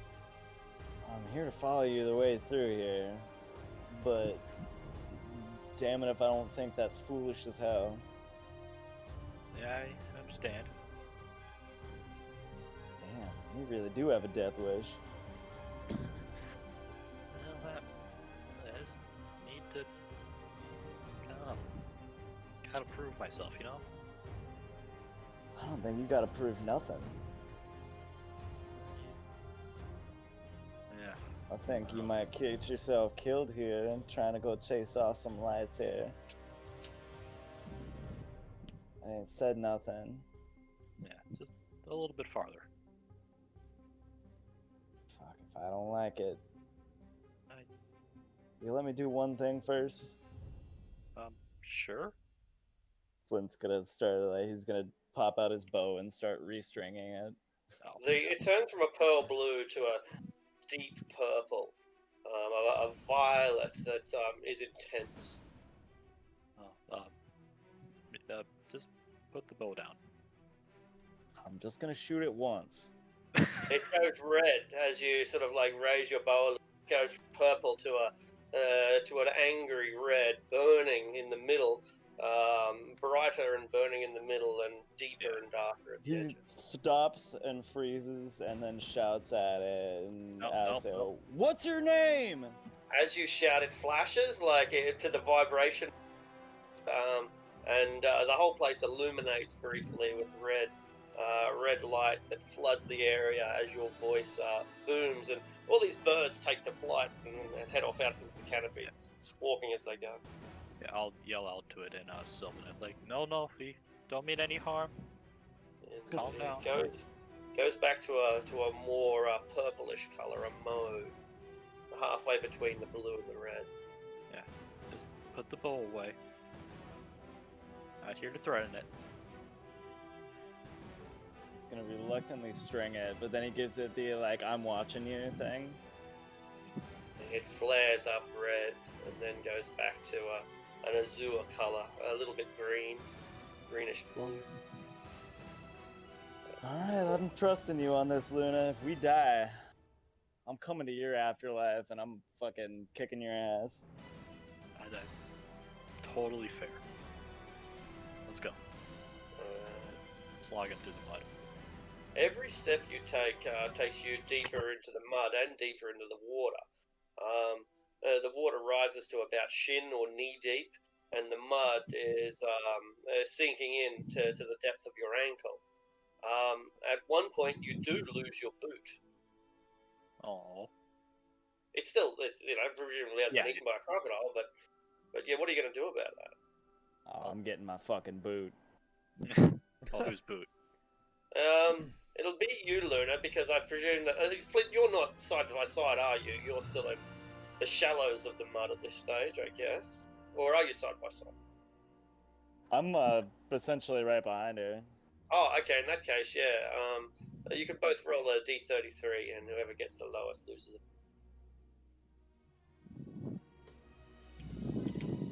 Oh, lowest, huh? The Yeah, lowest. beat that. Oh no, I love these boots. So your boot has come off, Flint, and the water is obviously murky and muddy just because we stirred it up. There are little mud skippers all over the place and frogs. There's no sign of your boot. Like, even if you put your hand in there to feel for it, it's not there. It's been taken by the fucking earth. The earth has claimed your boot I got as one of something. its own. I got a net here, and let's see here. I need something for weights. Sure. You got the boot. No, I actually have a couple different whetstones here, maybe some ball bearings. That's a tremendously good idea, man. Like that's there we go. that's using your noggin. That's, so you that's make about the only solution I could think of. It's a good one. Yeah, I want my damn boots. Yeah, and you go fishing for your boot. You can have advantage on your survival check to actually try to catch a boot instead of getting one by accident. Oh, 21. Alright, at first you can't find your boot, and it seems like it's lost forever, but then you realise you've got to think like a boot. If I was a boot, hiding in the mud, where would I be? Oh, right where my foot was. Of course, it's brilliant. I mean, shit, where's my other boot? And he just like drops the net pretty much like underneath his feet, comes up, and it just sunk down like a foot. Exactly. Brilliant. And so, Ow. Luna, are you waiting for him to fish his boots out? This creature is drifting further and further away. I'm gonna slow down, but keep going forward. Just, Flint, what happened? Come on, hurry up. It's my boot. 130, 140 feet away. You're beginning to lose it as it exits the other side of the marsh and starts disappearing into the trees. I'll do it again. So wait, just 1 second. it turns a golden color and drifts just out of sight. You can still see the golden light, but you can no longer see the crystal ball itself. And then I'll continue up to the muck. Like, He's only got one boot. I can move faster than her. I'll catch up. Yeah. Alright. So you've taken no more than about 30 or 40 steps when suddenly the mud seems to give way and you sink in. The water is about 6 inches deep on top of the mud, okay? No, more, maybe 18 inches, about 18 inches deeper on top of the mud. And so you're sucked in, and the mud goes basically all the way up to your waist. And the 18 inches between your waist and your chin means that your head is just sitting above the water. And you see it all happen, Flint. She takes a step, shoink, and is just sucked in. And she only loses about 2 feet of height, but she was up to maybe a bit more, but it doesn't matter anyway. She is now neck deep in the water, waist deep in the mud, and sinking. Okay. 2 things. One, I keep very close track on where my feet are at this point, and 2, I go for my lasso. Is there any hanging branches that I can reach? None. That would be far too convenient. Within 30 feet of me? Yes, within 30 feet, absolutely, because no humanoid could possibly reach 30 feet. I'll cast Thornwhip and try to pull myself out. All right. Athletics check with it. Oh, there we go. The 20 is perfect. Make an athletics check with advantage. Yeah, 24? it's no problem at all. Absolutely no problem at all. And you catch sight of the glowing orb, and it starts crackling with purple lightning. It's really intensely. Let's roll initiative. All right, let's roll initiative.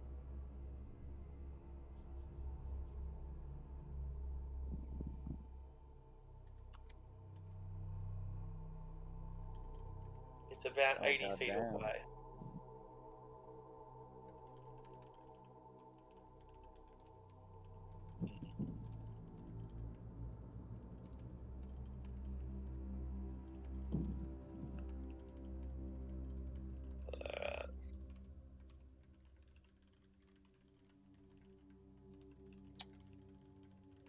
Alright.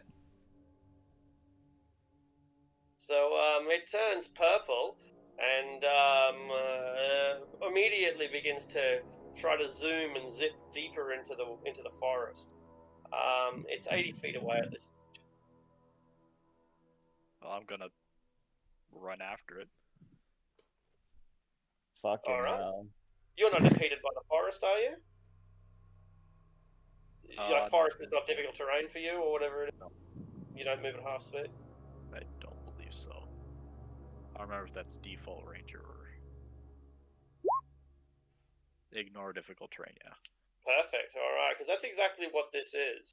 But you dart straight through. It's 80 feet away at this stage, so yeah, you can do the math. So I get within 20 feet of it. By the sound of it, yeah. So that's your dash, right? Yeah. Yep. I'll dash after it. All right, cool. So it's like, wait, what's going on? So Flint, you see Luna dip into the water, and you're just about to rescue her with a rope or something, looking around for an anchor. She thorn whips her way out onto the other side, and she's gone. So she's on the opposite side of the marshy, muddy field that just tried to claim her life, and she's running deeper into the woods, much deeper. Fuck, this woman's gonna get herself killed. I'm gonna shout like, hey, think of the others, dipshit, and I'm gonna charge in after her. Alright, make a strength saving throw as the earth tries to suck you under. I am gonna enter a rage before, like, as I'm pissed at Luna. Alright. Understandable, right? Strength save. Hopefully advantage. 17.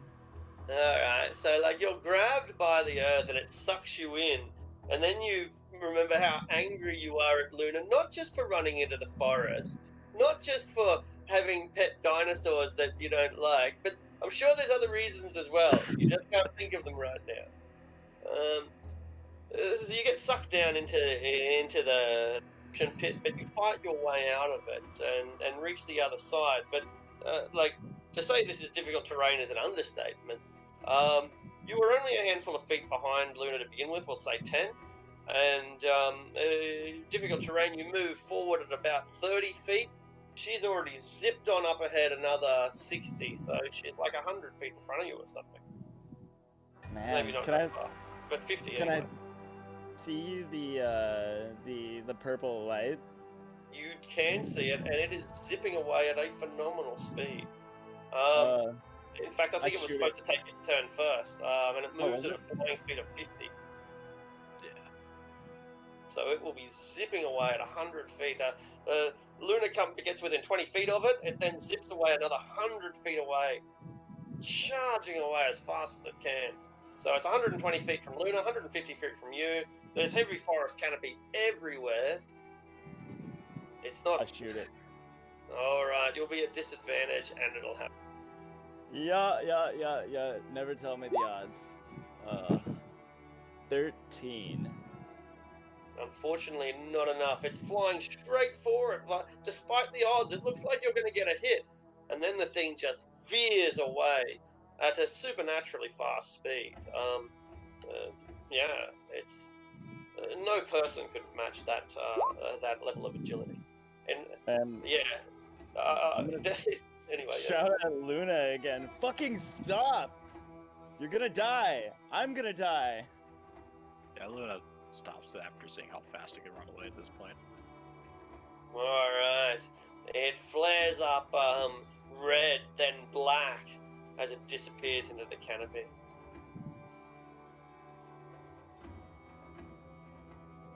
Spend another arrow just shooting off into the distance. You hear a monkey scream.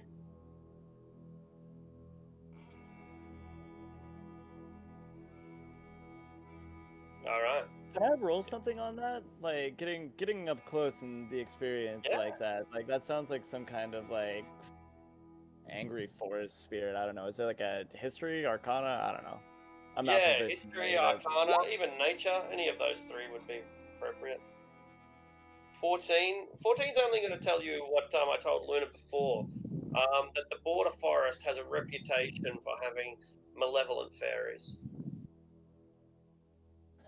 I mean, that's maybe even a ghost or something. I don't know. Some folk story about dead children leading other people to drown out in the forest.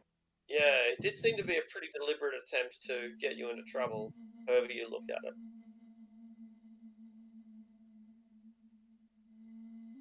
Really wanted to shoot it. Ugh. Why'd you have to go and make it mad? I mean, it was trying to kill you. If I hadn't driven it off, or at least made it angry, it would have just kept leading you deeper in, and you would have never found your way back. I've been all over this forest before. I know what I'm doing. That concerns Flint greatly.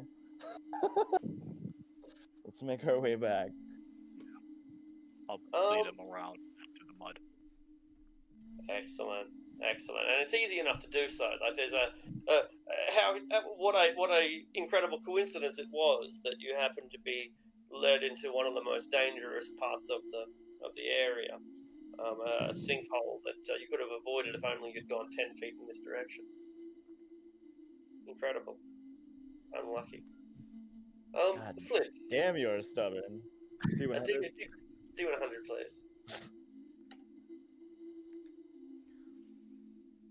We're gonna have a talk about how selfish you're being here, Luna. I understand you're having a good time, but like, we're gonna die if you die here. Then like we lose our druid, and then we have an awkward conversation. Came to the druid mood, but we lost our druid. Anyway. Meanwhile, while these guys have disappeared into the forest, the rest of you back at the camp. What are you doing? It's only dawn, right? So I guess you're only just waking up. Does the fact that Luna takes off and Flint goes off after her, is that enough for you guys to get up, or are you just going to turn over in bed and get another hour's sleep after that awful night in the tree last night? Roz is slump. Yeah. I'm gonna go and use the Wanderer feature from my background to go and just secure a bit of game and whatever, because I'm pretty sure Razul is convinced that they're shagging. Yeah. So You cast a glance at your own daughter, and you're glad that you raised a child with such high moral values and fibre instead of the feral that she hangs around with. Yep, I genuinely do.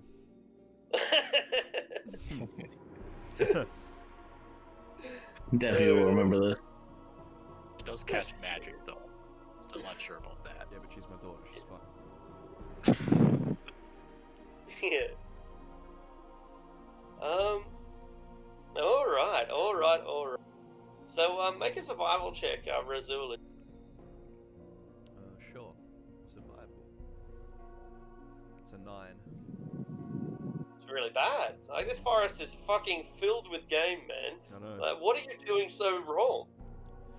I mean, I hail from the exact opposite fucking climate, so maybe that's got something to do with it. That's right. It's an unfair criticism, isn't it? Right. So tell us what you do and why it doesn't work. I think because Razul is probably so foreign to an area like this, he's probably not sure what to look for. Like whenever we've gone out, it's always been with Luna. Luna's always been the one to point out, like, oh, you know, here's what you got to look for. Here are the relevant tracks to follow. Signs that something edible has come through. Don't eat these berries. Now that I'm on my own, still not very sure because I haven't been out this way for that long, and the border forest is again different to the others that we've been through. It is. So I think it's just a matter of a combination of being like both hesitant and then unsure about you know, like, oh, find some berries. Can we eat these? Don't know. Keep moving. Don't know. Yeah, good way of looking at it. That's a great explanation, actually. Tries to hide behind a dune, realizes there's branches there, cracks them. Oh, that's not gonna work. You do at last stumble across a pregnant doe, a deer. She's isolated from her herd. She's unaware of your presence, but she's heavily pregnant. In fact, it might even be that she's come out here to give birth, or maybe it's just why she's become separated because she's been slowed down. In any case, blind Harry could see that she's only days away from her birth. What do you do?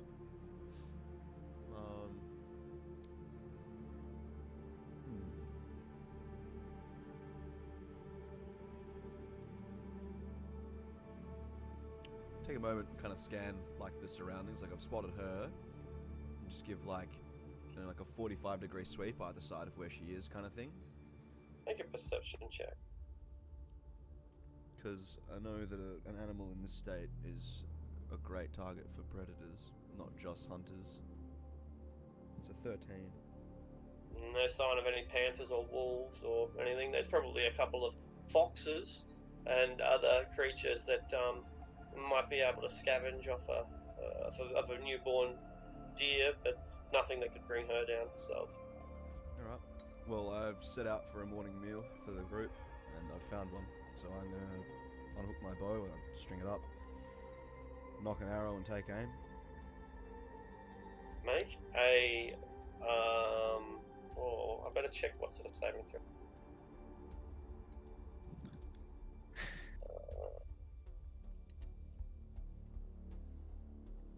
Here it is. Make a... It's a strength saving throw, yeah. A strength saving throw? Mm-hmm.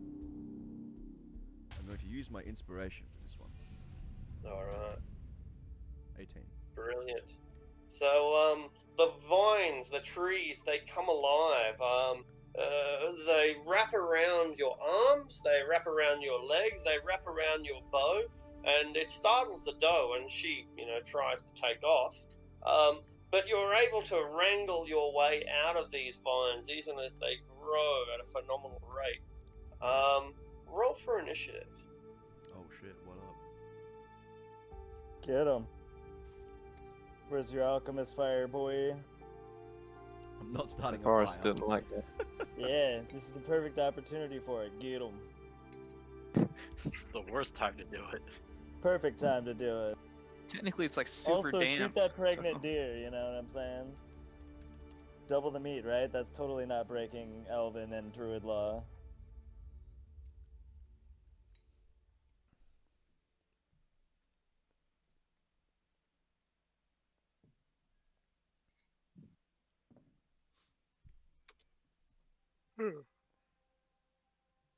Alright. So you break free from the entangled vines. Only for them to grow back again. Make a fresh saving throw. Fresh Not a saving. strength save. Alright, Yeah. 19. Alright, but you're clearly too strong for them and you rip them apart and rip out of them. It's your go. What do you do? Alright, I mean, there's no clear target outside of the, like, trees and such around me, so I think I am going to take a message and bolt. Alright. I will move, bonus action dash. I'm gonna try and make my way back. It's Crash, crash, crash, crash. Something is in pursuit of you. Crash, crash. It's faster than you, it's bigger than you, and but you can't see it anywhere. It moves outside of your vision. You know that it's running more or less alongside of you, catching up to you. But every time you look over your shoulder, there's nothing to see, just breaking branches. But they break at 10, 15 feet up in the air. Just crash, crash, crash. And it's thundering its way toward. Alright, Would the rest of the party be able to hear it? Yeah, you probably could. Yeah, not the two boot losers, but the rest of you would. at the end of the... Not the my two turn, losers? Then I think Boot losers. I'll wheel around with my melee weapons out then. I'll have you know I'm a boot finder, sir. Ah, you got me there. I take it back. The boot Here- fisherman. Hearing Fish something people. stampeding his way, Roz is going to get up and see where it's coming from. It sounds like it's pretty distant. You don't go hunting 200 feet away from your camp, so he'd be a quarter mile away if he's a step. It's somewhere out in the forest there. Whether it's in the direction that Razul went, not in the direction that Luna went, but that's not confirmation one way or the other.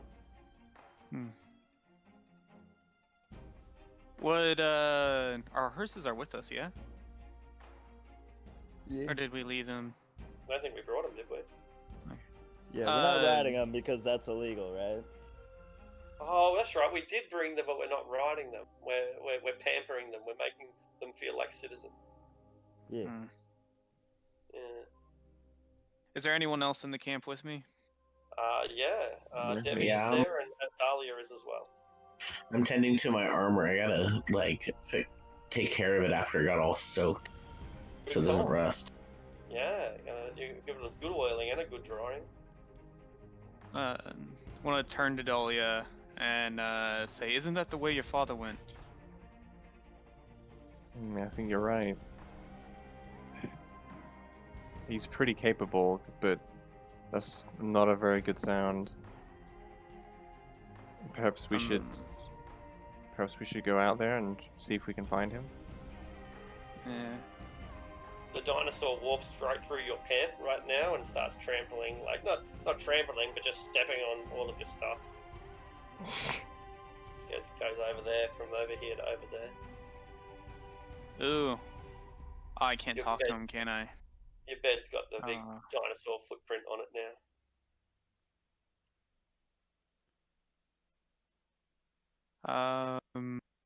I'm just going to start running towards it then, Alright. towards the sun. Alright. I'll come with you. Sorry, Dahlia. I said I'll come with you. Brilliant. And Debbie, you've got work to do. Gosh, I don't want to leave the armor. Yeah, someone's gotta keep an eye on the camp. Yeah, I was gonna say we could leave the giant rhinoceros to keep an eye on the camp if everyone wants. It's doing a great job.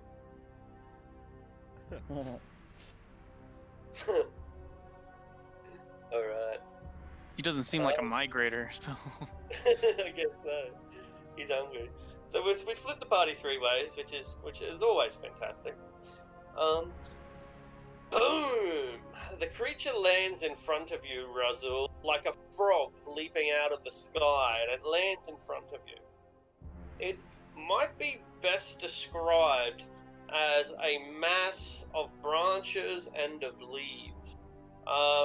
It doesn't have a particular trunk. Rather, it just seems to be a series of winding branches, each with leaves. Lots of flowers. It's filled with flowers. Flowers cover it from head to toe, but in the same way as the jungle might have vines that are also covered in flowers, like mistletoe, for example. And this huge entity, whatever it is, 15 feet tall, this plant entity, it points at you with one of its elongated branches, and it says, "You are human." I am. Humans are bad. I hate humans. You have proved yourself to me to be a villain. You were going to kill a pregnant doe. I need food. And so does do the trees. I will give them fertilizer. And he prepares to destroy you. But his action was to jump in front of you. So what do you do? Right. So he's wound up directly in front of me. Yeah. The speed at which he moves faster than you anyway. Right. But he then did this magnificent jump, this supernatural jump, like a 15-foot tall ninja made of plants, and it jumps straight out of the trees and bam in front of you, and now starts thrashing you with vines. Cool. Am I able to use my reaction to use my skirmisher feature to move back? Absolutely. Cool. So as he lands, I'll just tumble roll 10 feet back, and then I will. Yeah, I mean, if he's gonna turn me into mincemeat, then shit, I'm gonna fight for my life. So I do that. At 10 feet, I will bring up my snake 09 tails. Kind of crack it to the side, bring it up, and then try to whip this creature with the whip. Is it a large creature? It is a huge creature. It's a huge creature. Fuck, all right. So I'll give it a whip. Ooh. Holy shit. Oh, hang on a sec. I don't know. I know why that's done. It was testing the crit range. Okay, so it's not a crit, obviously, because it's I rolled a 19. So it will be 6 slashing and 1 poison. It's the action. I will use my bonus action. I will move away 40 feet, and I'm going to try and use my bonus action to hide amidst the foliage. Alright. Got him.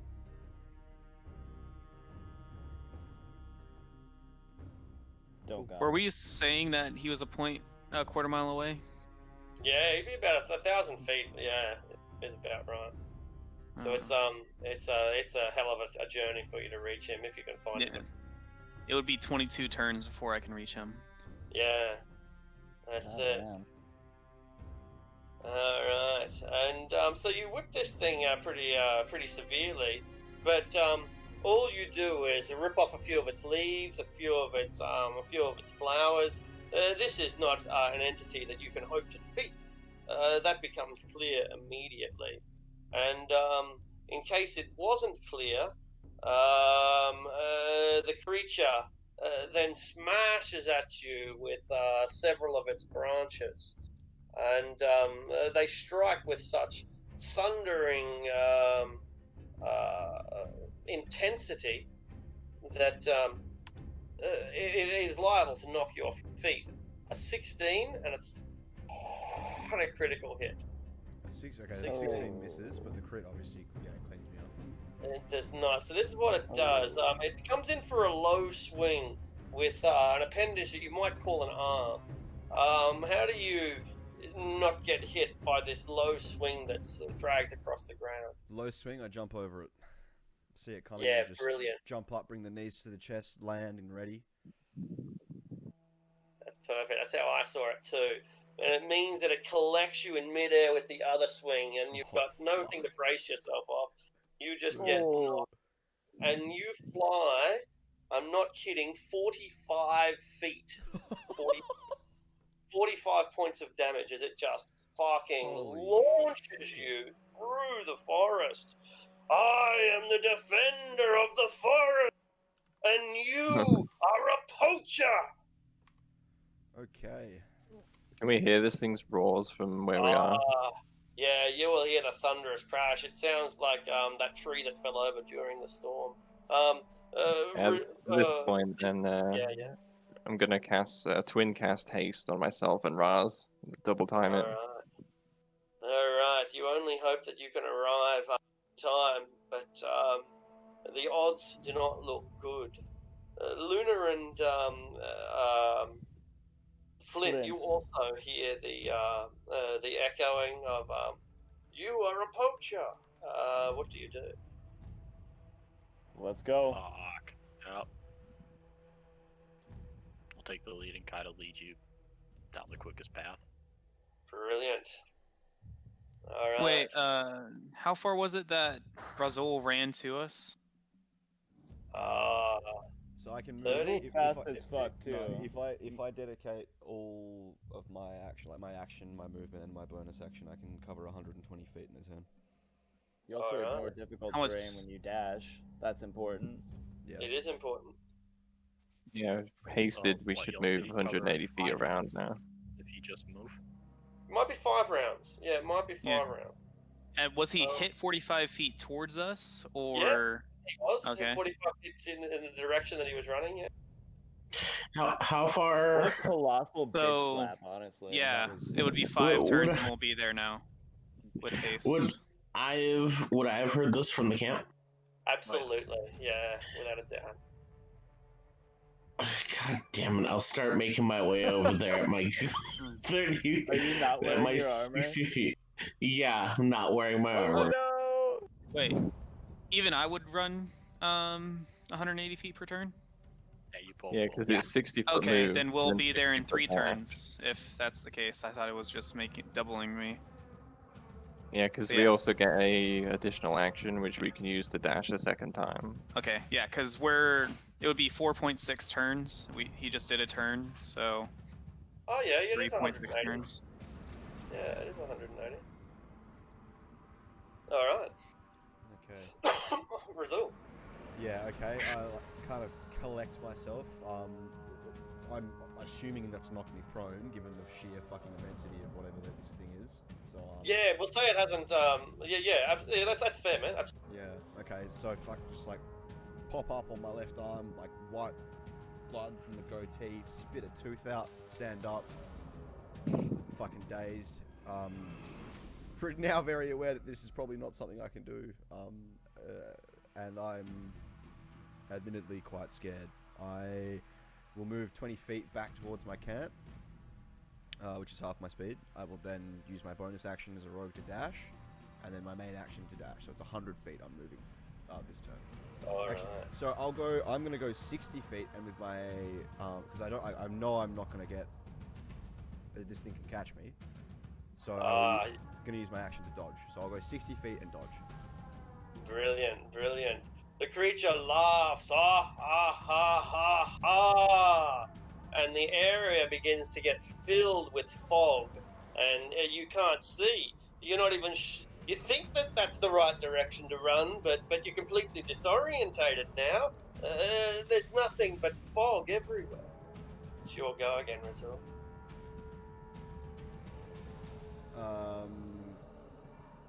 Okay, so there's fog everywhere. Can I use my action to make a check to try and get myself out of this situation?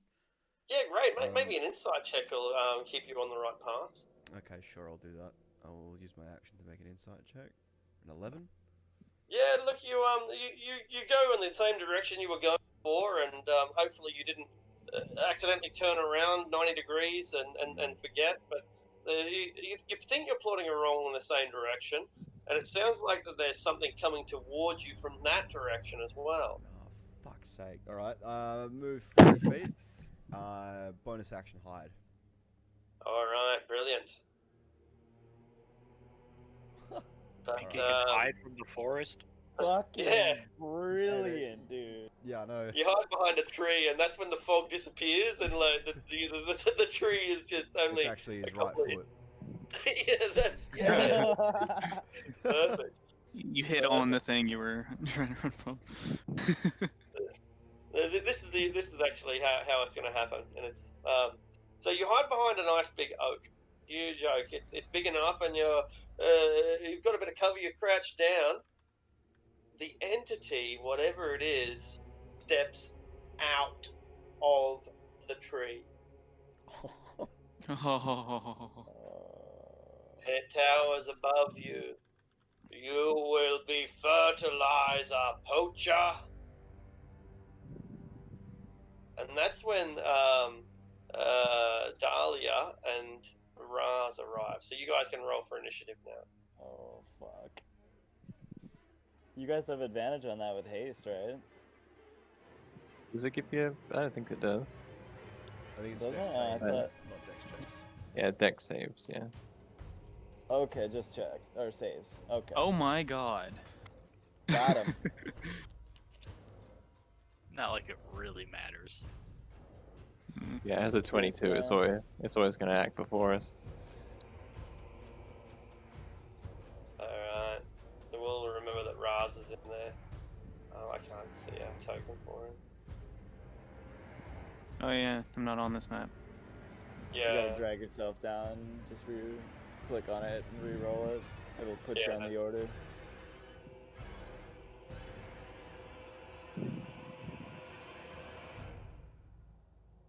Yep, that's cool. Alright. So yeah, the entity sees you crash out of the forest and more poachers, it says. You will all feed the forest. Is there any response? Is it appear to be some sort of giant plant thing? Yeah, some giant plant thing, yeah. Shouting in common. It's covered in just- flowers and vines and rocks. Vines just- and branches. Just looking at the sheer size of that thing and its hostile intent, I'll just look at Raz and say, I don't like the collateral damage this will cause, Raz, but do your thing. Do what you do. What was I doing? By that I mean set it on fire. Oh, are we going to try to persuade it, or that we're friendly, or are we just fucking I going think- ham? Oh, I think God. we're. I I think mean, we're Raz past would that. in character just fucking fireball him. Then- So Then do Good it. character, man, because yeah, like you've just rocked up and this is happening. Fireball then? What is it? My turn to fireball, or is what? It just took its. Did it take its turn? No, it didn't, did it? No, it's just, No. it just said something. Kind of teleported. All right. All right. So that was. Yeah, we'll say that was its action. It did a tree stride. Is what it did, and just appears outside of the tree. So Razul, you'll go. Alright. Okay, if it's appeared next to me, then yeah, I want to use my reaction again to come back 20 feet towards Raz and Dahlia. Yeah. I will. I'll get to a distance of 10 feet as I'm running away. Turn around and whip it again. Try to sheer desperation. No idea if it's effective. Just stay the fuck away from me, please.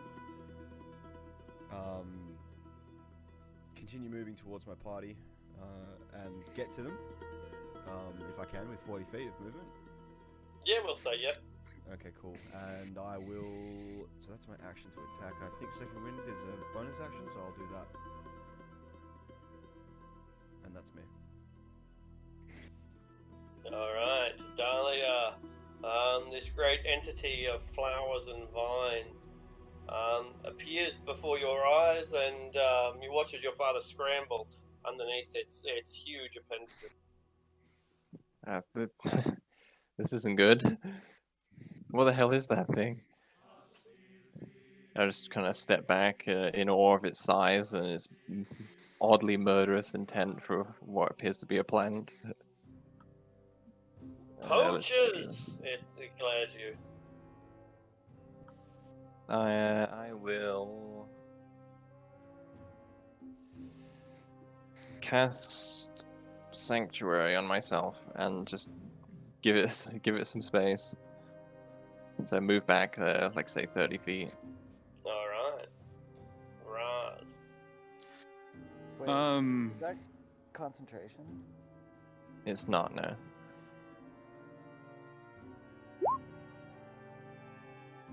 So, would me trying to intimidate it be an entire turn or no? If it's if you're trying to get a result out of your you're just like yelling insults, then no, but if you make Okay. a check, then yeah.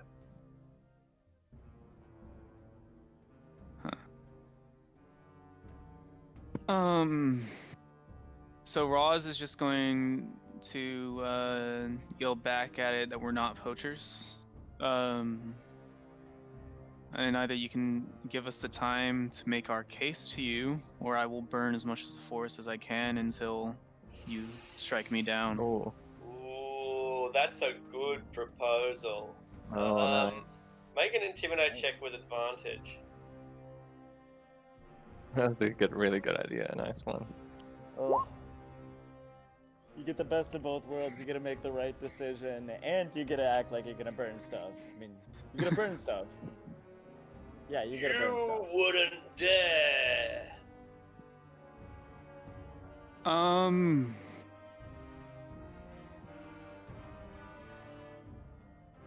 Ooh.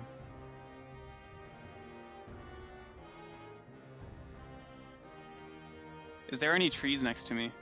Yeah, absolutely. I'm going to Burning Hands, the nearest trees. Brilliant. Stop! Stop! Stop! And it raises its vines as if to crash down upon you. But it sees that, you are capable of backing up your words, and so it doesn't exactly calm down, but it at least, while it shivers and shimmers and shakes, all of its leaves and flowers falling, it doesn't crush you into fertilizer. All right. It's like, now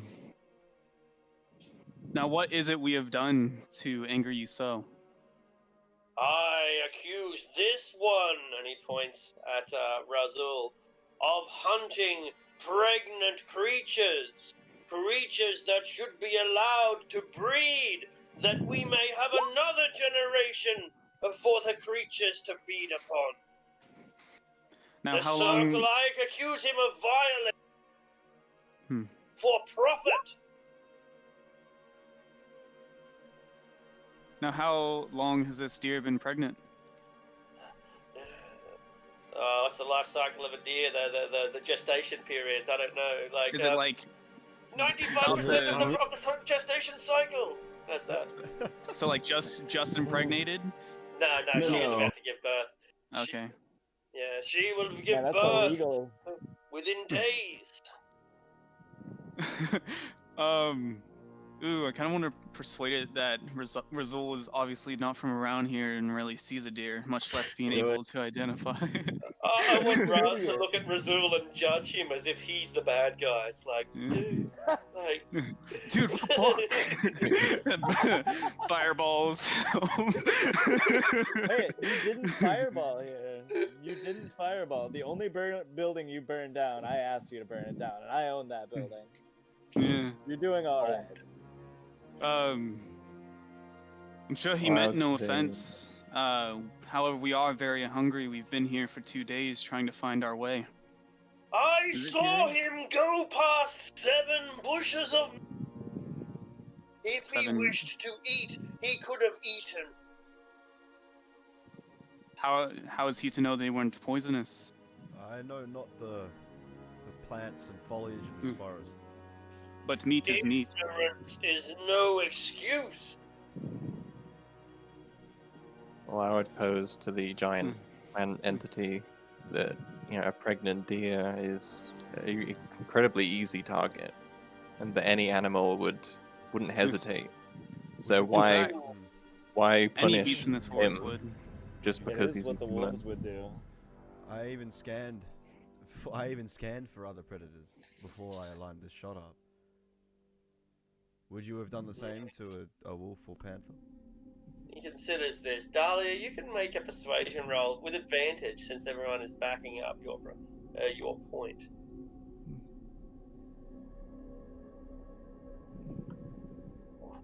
Well, yes, but he says.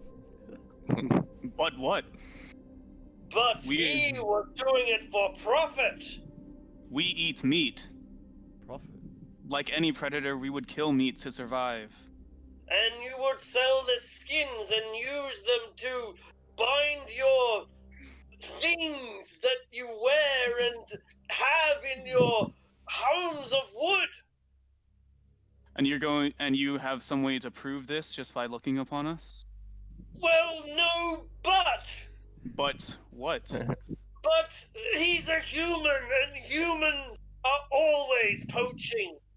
Humans have to eat. Ooh, he admits it. He's just racist. I was like, oh, so you're discriminating against me? What if I say Really? plants just do nothing but soak up sunshine, huh? Oh my goodness! You get to the root of the problem. Yeah. Oh God. What if I want to bask in the sunlight, but the canopy is stealing it, huh? Does every tree not want me to see the sun? Whoa, Clarity. Roz is getting real triggered here. We will have to wait for a druid to adjudicate this decision. We will have our need own a druid. You have a druid? A druid is in our party. If you'd like to come with us, we can arrange this meeting with a druid to see the final decision. I am honor bound to serve the druids. Very well. I do not believe you, but I shall accompany you for now. All right, this sweet. Little do they know, she's already on her way. I guess meet what about, we. yeah. Oh, go ahead. I was Yeah, just we meet saying at we the- head to camp. Too easy. And you meet just beyond the camp. Debbie doesn't move as fast as Luna can when she's guiding Flint with leading him through the forest. Pyro, we're getting a bit of feedback from your Oh, mic sorry. as well. Yeah, not a problem. So we all converge at roughly the same point, somewhere in a random glade in the forest, maybe 200, 300 feet away from our Triceratops and the rest of our gear. The entity comes into view, and it is magnificent, right? Terrifying in its size, but beautiful in its appearance. It's all flowers and greenery. It's all ferns and bushes. You know, it's like an oversized garden, but it's with all the strength of a tree branch. There we are. One big happy family in the border forest. Who's your friend? They're big and pretty. Very pretty. A friend actually looking to meet you. I went hunting this morning while you two were gone. And you found this? Well, this thing found me. What'd you do? I attempted to take an easy option, an easy hunt. Pregnant foal.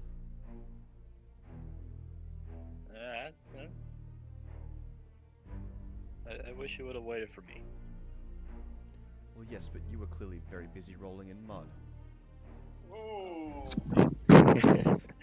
Sick burns, yo.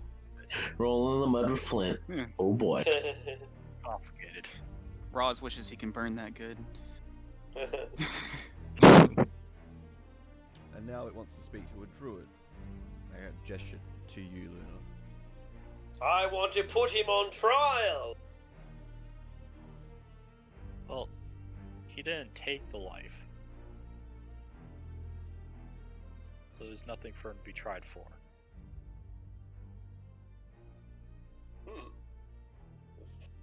The druid has spoken. How do I know you are a druid? I'll do the druid dance of friendship. He matches the druid dance of friendship. And he's speaking back to you in the druidic tongue as well, which he understands. And you are here for the moot then, traveler? Yes, I am. What circle do you represent?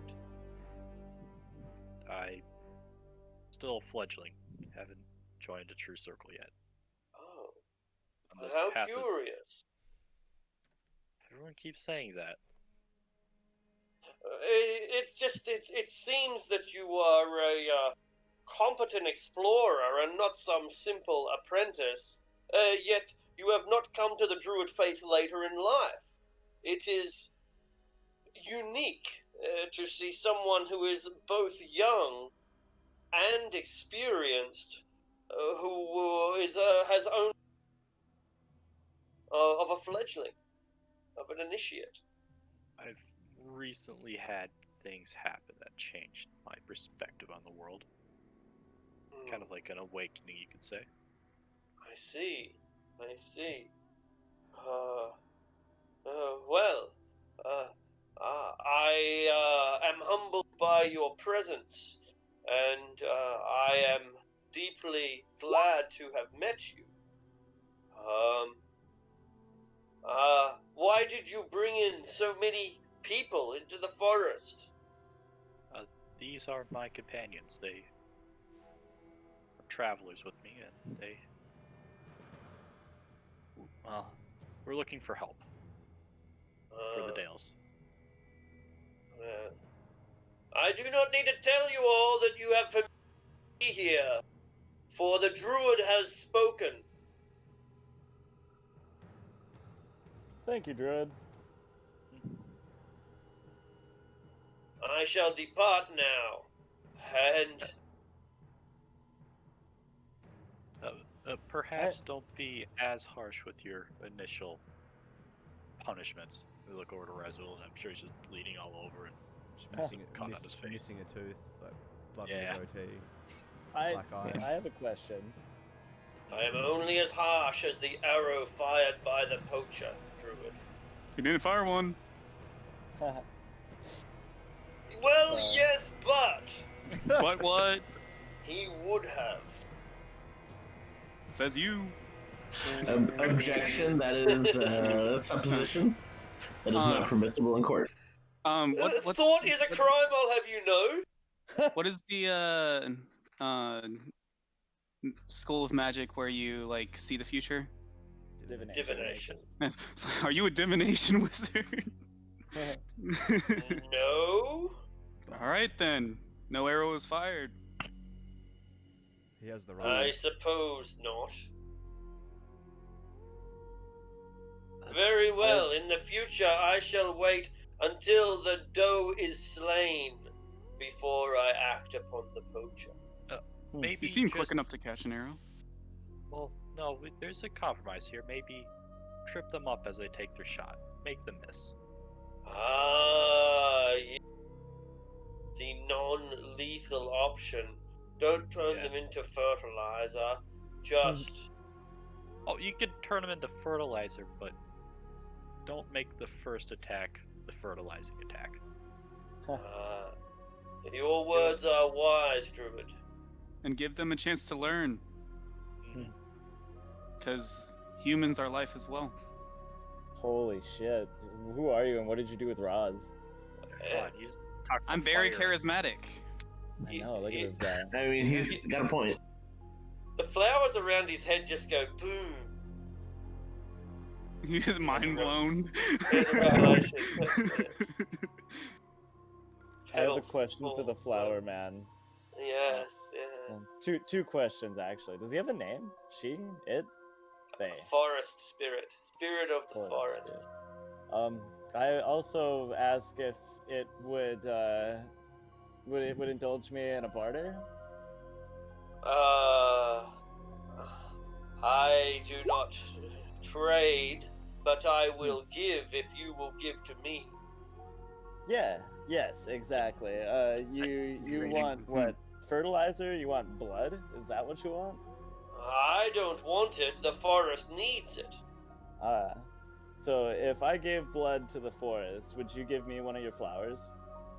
Yes, that would be pleasing to me. Yeah. That sounds fair. Here he Just goes please with the don't self kill me. mutilation again. Blood is blood, man. So, how much blood do you spill? Oh man, let's leave it to chance. Let's roll a couple hit dice here. Let's roll one Percentile. d12 and two d8s. So you like hit yourself with a great sword and then 2 longsword stabs. Fucking rah! Nah, dude. Like, if it's just for like actually getting blood, dude. I mean, it's like, I was a Bane Knight, dude. This ain't my first blood ritual, so I got, All right. you know, just get it up in the hand. Sure, go ahead and roll some damage. That's some serious blood loss.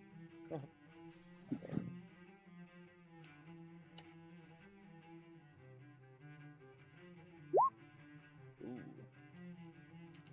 It's pretty severe. Oh wow, He'll- yeah, there we go. 18. You'll sleep it off. Right? You have Roz brought will- life to the forest. Yeah, Raz. Yeah. Roz will do it as well as he scorched a few trees to prove his point. Good point. Yeah. You owe me. Yeah. But Compounds he much. wasn't asked into the barter. He did it on his own volition, so it's like super nice points. Indeed. Brownie I'll points, have- if you will. Yeah, I have crossbow bolts that I can cut myself with. That's about it. The party commits self-mutilation. This is what happens when you go to a druid mood, right? That's What do I right. roll? Really getting into the spirit on Whatever this. you want. Hey, Yeah, we dude, have. like, I'm getting into the barbarian side. You know what I'm saying? I'm getting in touch with my new home's roots, stabbing myself, making friends.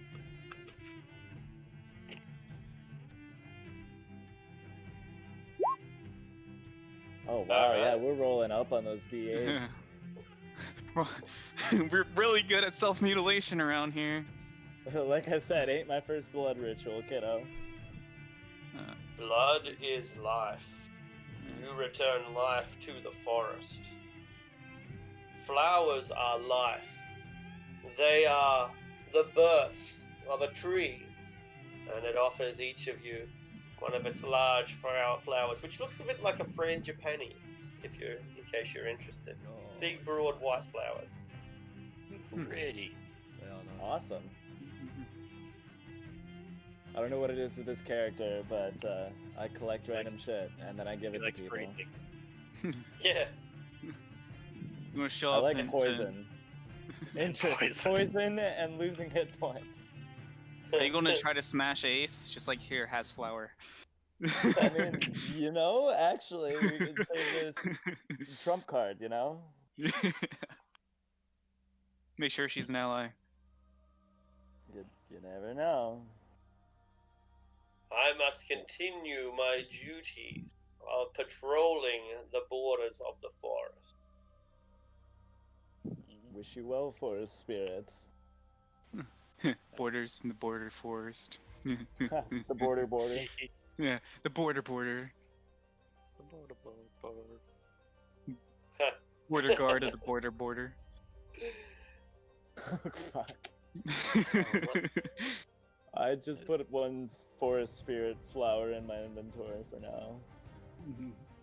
So it turns out rolling a 36 is not a pregnant deer, it's something else. Who would have Yeah. Alright, We retcon it rolled all, forest guys. spirit. Never happened. No, I'm kidding. Fucking hell, man. That thing, 45 hit points at once? Jesus Christ. It was a crit, but damn, it was nasty. Oh, man. It was just a perfect situation of like, oh, man. Like, I've seen you with the pregnant deer, and I was just internally screaming, "Oh God, don't do it!" Oh man, out of character is like, yep, Brazil's fucked. Nice. I You went did through with it, it like, anyway. Yeah, credit to you, man, for like dedicating to the character. That was a wonderful encounter. it was. That was really fun. Jesus. And I got one forest spirit Legitimately, flower. like, just fucking scared, like, as I'm running away. Fuck. Yeah, it was good. Yeah, I'm thinking to myself, how can this character survive? Like, he's not, Oh, he's man. fighting back. This is the end. Fuck, I don't want to kill Brazil. This is bad. I mean, hey, that mobile feat though. Not bad. Yeah. Yeah, And the between haste Cat was and Haste was pretty good too, yeah. came in clutch. Azul can move just a stupid amount of distance in between. Like, you got 40 feet of movement. You can dash as a bonus action. You have action surge if you want to dash again if you really need to hit the jets. Plus, you have that reaction move where you move 20 fucking feet too on top of that. That's bananas. Absolutely. Hasted resort movement. Like, Call me the rabbit. it's too bad you're not a tabaxi, but like other than that, just like I do love a good like theme build, I guess. And you've got like Razul just feels like a Prince of Persia, Assassin's Creed, Witcher 3 character, just with like a mobility build. It's totally the vibe I'm going for. Yeah, it's good. I like how it's come so far. Yeah, like I think it's fun. I was talking to Kyle about this last week. We've got a ranger that plays like a barbarian, a rogue that plays like a fighter, and we've got a fighter that plays like a rogue. Not only that, but we've got a sorcerer pretending to be a cleric, and we've got a cleric pretending to be a fucking paladin. Yeah, all accurate. Yeah. I mean, I actually do have a smite spell, so. Yeah, right. Like, you can even smite too, but like, goddamn, like I've never really seen a cleric played quite the same. Like, even other forge clerics, like Urund, one of my other forge clerics I play with, did not play quite like Devi. I mean, Still part of very it much was a the party support moved too character, fast. Oh, but it's the same sort of thing. But goddamn, this Yeah. party lets you do a lot more because none of us are trying to get in melee. Just the ranger. Huh, just For the some ranger. reason. Yeah, Range. just the fucking ranger. And like, I'm begging you, please take a level in barbarian. Like, just do it. You gotta get them Fucking druid do levels it. now. I know. But imagine when Dahlia. you can be a ranger. Ranger is just a fighter with a bow and has doggo. Has doggo. Demon Also Hunter, racism. Dahlia. Possibly. I mean, yeah, they do. They You do get kick powers by for power. being racist. What? Racism. The fuck? We are just allergic to like the middle 50 like numbers this session. We've been at two sides of the spectrum. Yeah, no kidding. Oh, we already rolled a 7. Are we doing that again? Did we already roll 7? We did, and sometimes the encounter. Often, if it does happen a second time, the encounter has evolved. Like if you, I won't elaborate on that. Like it'll be the same characters, perhaps, but a different situation. But just as often, maybe even more often, I either bump it up one or bump it down one, and that's what we'll be doing this time. Nice. So we're bumping up to an 8, and Dahlia, these guys are talking. Conversation we just had, but in character. They're talking about all that they've seen, all that they've done together, each of their roles, how Debbie behaved at the castle, how Luna just ran off into the woods, how Raz burnt down the building, and so on. Like they are each recapping little stories about each other and themselves, and you're just being quiet and polite and just a perfect little angel, as you oh so often are. When you catch this streak of whiteness out the side of the corner of your peripheral vision, it was like a white sheet, bleach white sheet, just zipped on past the party, no more than a feet away. No one else seemed to notice it. But like to you, it was either clear, or your mind is playing one hell of a trick upon you. It's like a shooting star or something just zipping past. Yeah, that's right. But at ground level, just zipping past. like a horse that just snaps past at the speed of lightning. Huh. I guess I'll blink my eyes rapidly to see if it's just, sort of one of those weird wiggly things that you sometimes catch in your peripheral vision. Yes. But it's Only not quite like three-quarters that. of people get them. So if you don't know what we're talking about, I feel sorry for you because wiggly things in your eyes are awesome. Oh, they're annoying as hell, man. What do you mean awesome? I love them.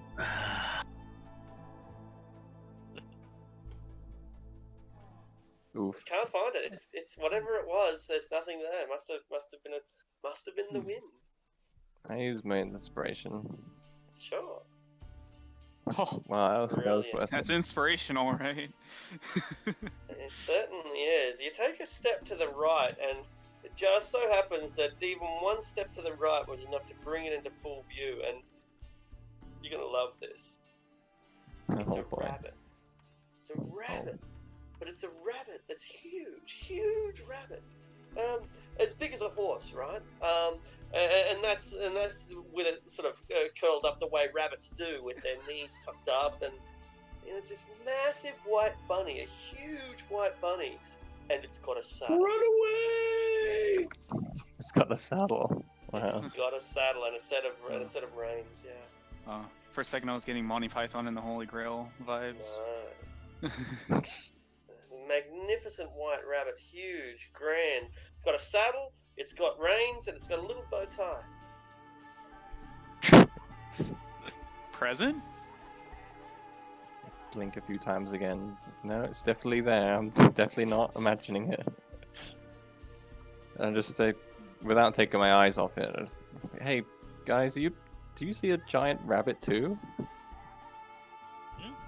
I look over from punching Razul. He's like, "What's this about rabbits? What?"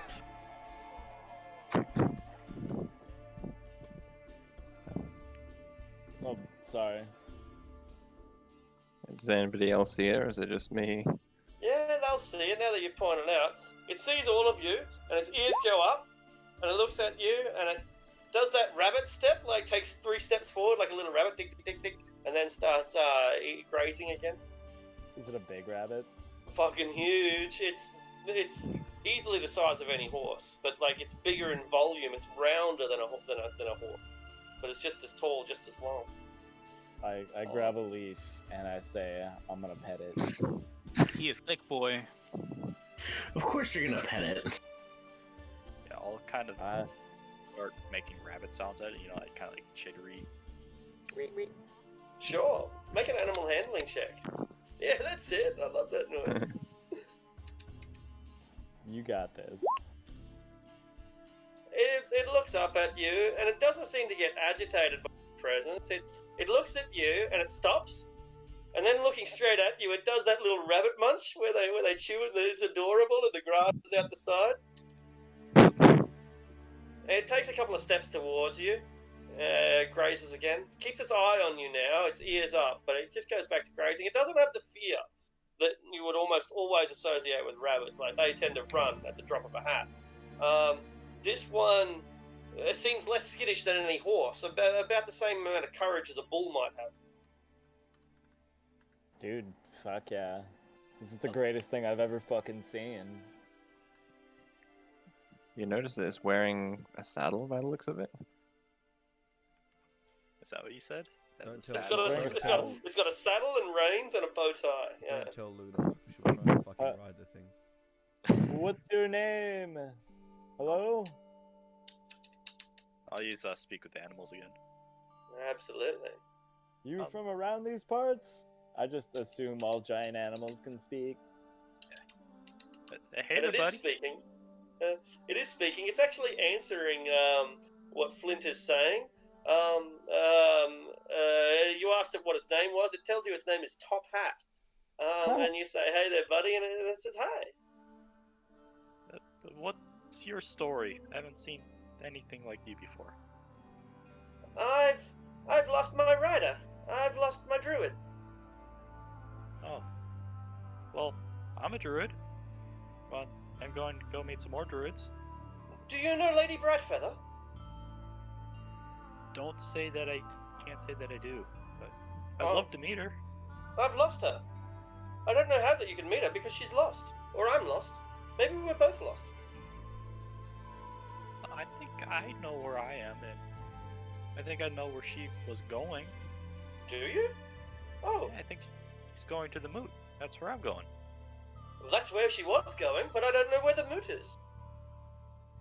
Well, how would you follow us in our ever-growing Our parade of entourage moons? here. We've got like 3 grung, we've got a triceratops, we've got like Hedgelord snake, a half dozen horses. oh my god, the snake! Fucking Chomp. Does he just like wake up, he's biting somebody each day or what? Oh yeah, perfect. So the the giant rabbit eagle. and the giant eagle sticking around because it is basically following you. Yeah, it's keeping an eye on it from above. You just hear the whisper of "I hate you" from behind us constantly. Exactly. Poor Nyx has just been completely forgotten. Can't even see her. She's thinking Mom's so gotten much. so many pets, and I haven't even gotten a bath. Still the goodest girl. Fucking goddamn Disney princess over here. Like, oh, look at my entourage of fucking animal friends. So They're all a Circle of bunch of, Shepherd like, is what you're murderous- saying, right? Murderous, sociopathic animals. Mhm. Take after their owner, I suppose. Yeah. I mean, I'm feeling Circle of Shepherd at this point. Yeah, honestly. That's the plan. As Oh, soon as we really? see an animal from now on, it's just going to be like one of us, one of Uh, us. fucking, if they don't want it, Luna's just gonna stick them in the friendship sack. Hey, You're it so works because pretty. you stuck one guy in the friendship sack and he didn't want to leave. Oh my god. You're so pretty. Can I pat you? Get in the bag. Jeez. Bad. Oh fuck. What alignment is this party? I don't even know anymore. Not either. Chaotic Chaotic. neutral. Chaotic. Yeah, I it's guess just we're chaotic. a little bit chaotic good. No, we're chaotic good. Even Raz, he chose to only burn down a single Yeah. tree rather than the full forest. That was a remarkable amount of restraint when you were fully within your rights to fireball that dude and empower the fuck out of it. Like credit to you. And all of your quests have been for the community too, like Mhm. on any job that did benefit people. Anyway, All right. chaotic For those, good. We're profiteering. I think so. For those who care, this is a giant racing rabbit, and it has a of 90. Oh my god. Jesus. Fast Luna, little we just bastard. need to Hell get you yeah, around. brother intensifies. I need to haste this rabbit and watch it break the sound barrier. Oh, yes. What was its name? Top Hat? Top Yeah, top hat. hat. And Top hat. it's underneath its bow tie. There's a little collar in platinum, and it has the words engraved. Top hat. Well, Mr. Top Hat, mind if I ride you for a bit? I'd be delighted. Gee, you're heavy. Ooh. Yeah. I'm just gonna kind of bite my lip. You're gonna bite him. Roz is going to make a mental note that this means that whatever druid we're looking for is not human, smaller. Halfling. Or just, Luna's like, I don't know how to say this, but you're very strong. She's beef. She's a I'm not burly gonna- A beefy I'm not gonna say- girl. I'm not gonna say beef. She's very strong. It was probably like a halfling or something right in the rabbit, let's be honest. Yeah. All right, Devi, a D100, please. Here we go. Here we go.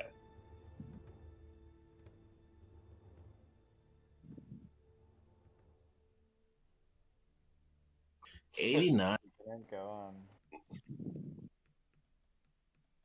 Didn't we already have an Alright. 89? That's the Was yeah, that we 86? did. That was God an 89. damn. Yeah, it's Yeah. pretty unlikely.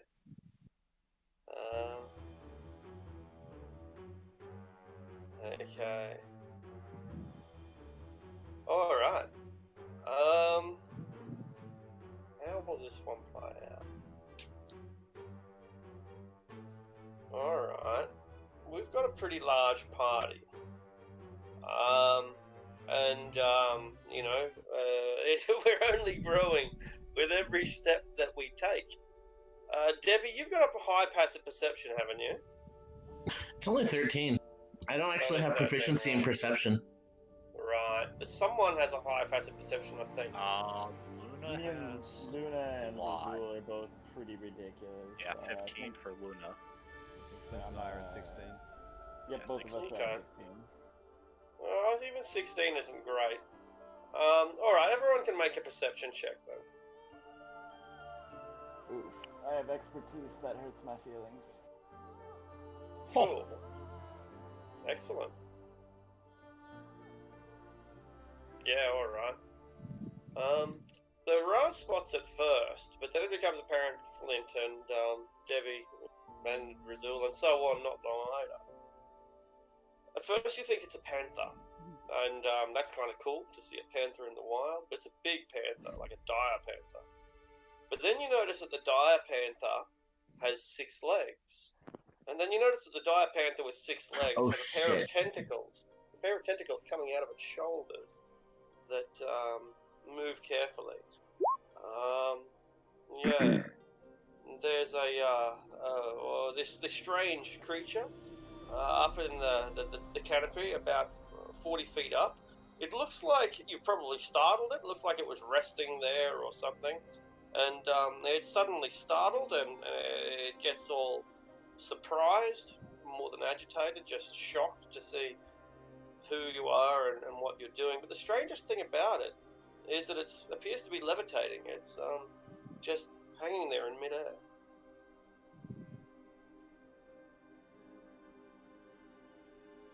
That's something invisible, isn't it? I know exactly what this is, but I'm not gonna say. You can make a nature check. They're not uncommon, you know. They're known. Yeah, they're known, and a 15 will know them, so the pair of you will both know them. It's a displacer beast. Displacer beasts, of course, are famous for their ability to appear where they are not. Oh. So there it is, hovering up in the middle of the sky. It looks like it's perched on the edge of a branch, but apparently it's just flying. I'm gonna look on the tree branches nearby where I see that one. Well, there's a lot of branches in a lot of directions, but you know, what are you looking for? Telltale Shimmer. I'm just All going right. Predator right now, I guess. Okay, sure. I would look for a branch that looks like it has weight on it. Yeah, That doesn't actually have anything on it. Cool. Make an insight check, Debbie. Sorry, I didn't mean to steal that, but No, but like, yeah, there was nothing I could really go with there anyway. And yeah, you do find something, Debbie. Like, there's a single branch, a thick one that would support the weight of any of you guys, and it's vibrating outside of the, you know, not in accordance with the wind. It's moving independently of any other factor. It's a big branch, though. It's a good 20 feet long. Exactly where the weight might be applied on the branch, even it's still purely a matter of speculation.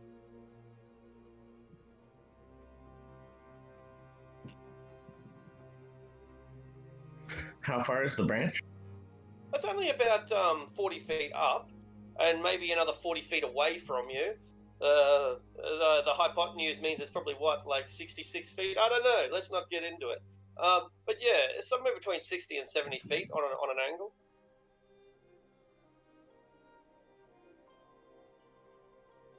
And the image of it, does it seem interested in us? Oh yeah, absolutely. The image of it is the same image that a cat might give you when you wander through its neighborhood. You know, it's afraid, it's ready to bolt, but it thinks that you probably haven't seen it yet, or that you're just going to pass on by if it remains really still.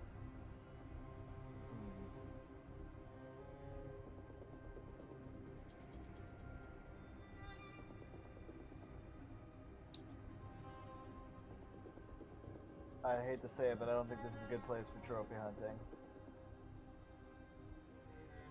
Evidenced I mean, by we're hungry. the fucking lesson we just learned this. Come on, guys. I have no interest. But in it's doing the anything. displacer beast. I know it is. So here's what you gotta do. You gotta give a certain amount of blood to Malar and then hunt it. Is it? Does it I look like like it's interested in us, as in like interested in attacking, or just acknowledging that we're there?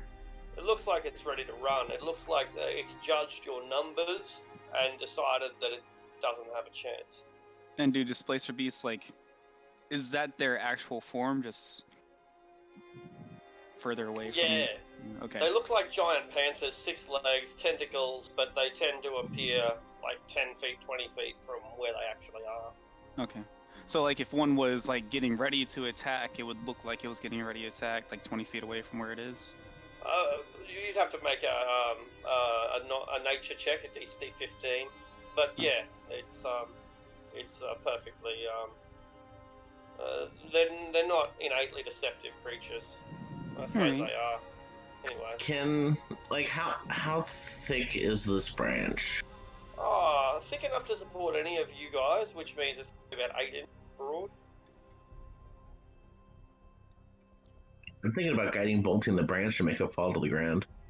The guiding bolt would probably shatter it, depending on the strength of the blast. Yeah, it's if you hit it with an axe, it's likely, and guiding bolts hit as strong as any axe. Our new friend might frown upon attacking a scared creature. Give it the blood first. Sacrifice to Malar, and I'm sure it'll be fine, right? Which talking about? Which friend? The tree. Forest spirit. I will have no part in it. I'm quite content sitting here. Yeah, I don't think this is a good place for trophy hunting. But if you do, I highly recommend making a sacrifice to Malar beforehand. You Fine, guys I'll shed a go. lot of blood for a single flower. I'm not sure you have enough blood in your bodies to make up for killing that thing. I mean, it's a monstrosity, not a beast, but I don't know that in character. It's still It's part a- of nature. Yeah. Monstrosities aren't part of nature. They're Made. Displacer beasts are. I mean, let's debate that to the druids that That's see what we it. say. Yeah. There in the But no, forest. let's. It's part of the I'll continue ecosystem. on. It's a I question already for said the I'll moot, isn't continue it? on. We have to go to the moot and say, so, displacer beasts, like, are they legit or not? Come on, let's break it clean. Come on, we're all druids here. Alright. So that was Debbie. Razul, do you want Incoming. Oh, you're gonna let it pass? I think so. Yeah, everyone was like, "We'll pass," so I passed. So But I mean, alright. Blood sacrifice, just a little bit of blood sacrifice. I ain't gonna judge you for it. How's the pitch? Alright, roll another D100. Razul. I can certainly do that. Is that the second 47 too? You rolled it. Did I? Yeah.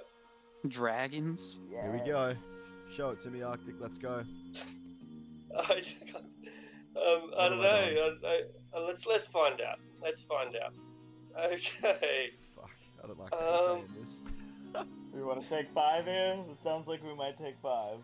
No, it'll be all right. I've just got to think on the fly. These are old encounter tables, and like these days I write really detailed tables, and this is just a couple of sentences, and it's not a lot to go on. But anyway, all right. So you will hear laughter and conversation in the forest. It sounds, I guess, genial. I suppose, like a meeting or an event, an occasion, Like a moot? possibly. Kind of pointed out to the party, like, you guys hear that? Laughter and conversation, maybe travelers, other druids, perhaps, heading to this moot. I hope it's more forest nymphs. Oh, you missed out on that with the naked Yeah. Fey lady.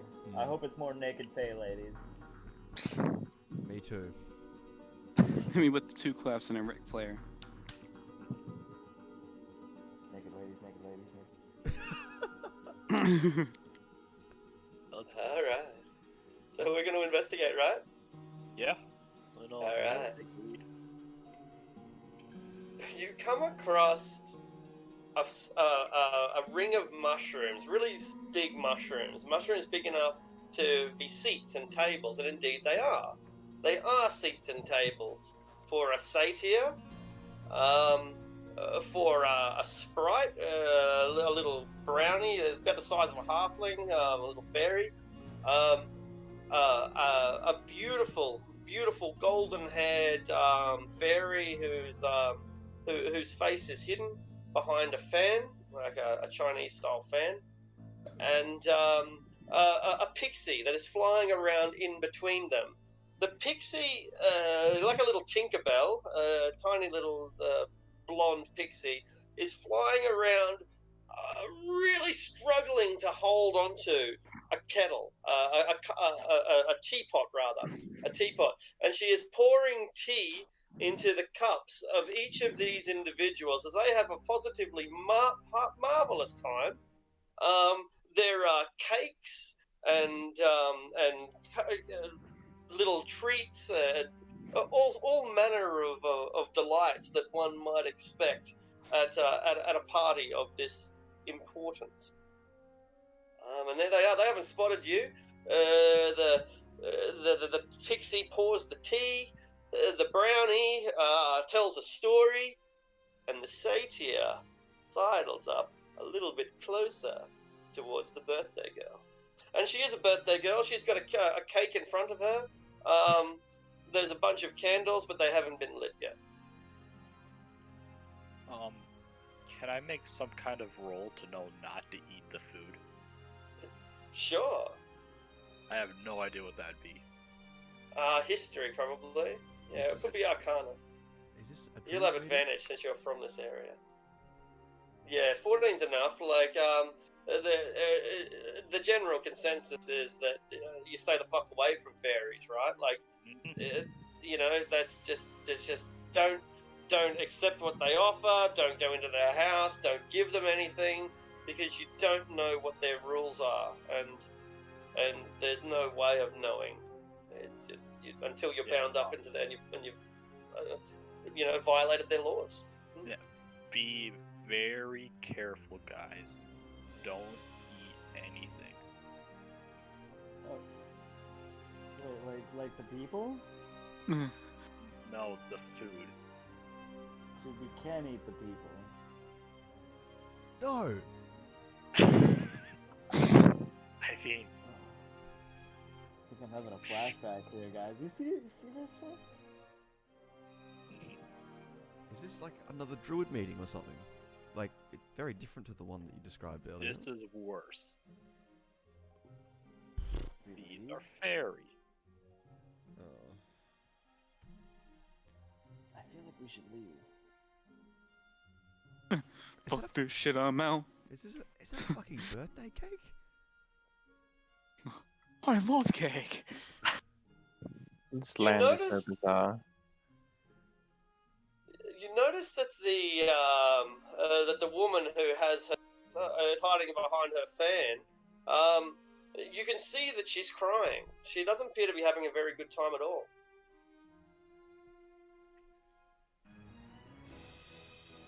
Oh, do we want to intervene? It's a little girl. I feel like we should. Out of character, I 100% want to do this. This sounds amazing. Eating cake? Anything with Faye. Anything with cake. How brave I feel here right now. Fake cake. What do we?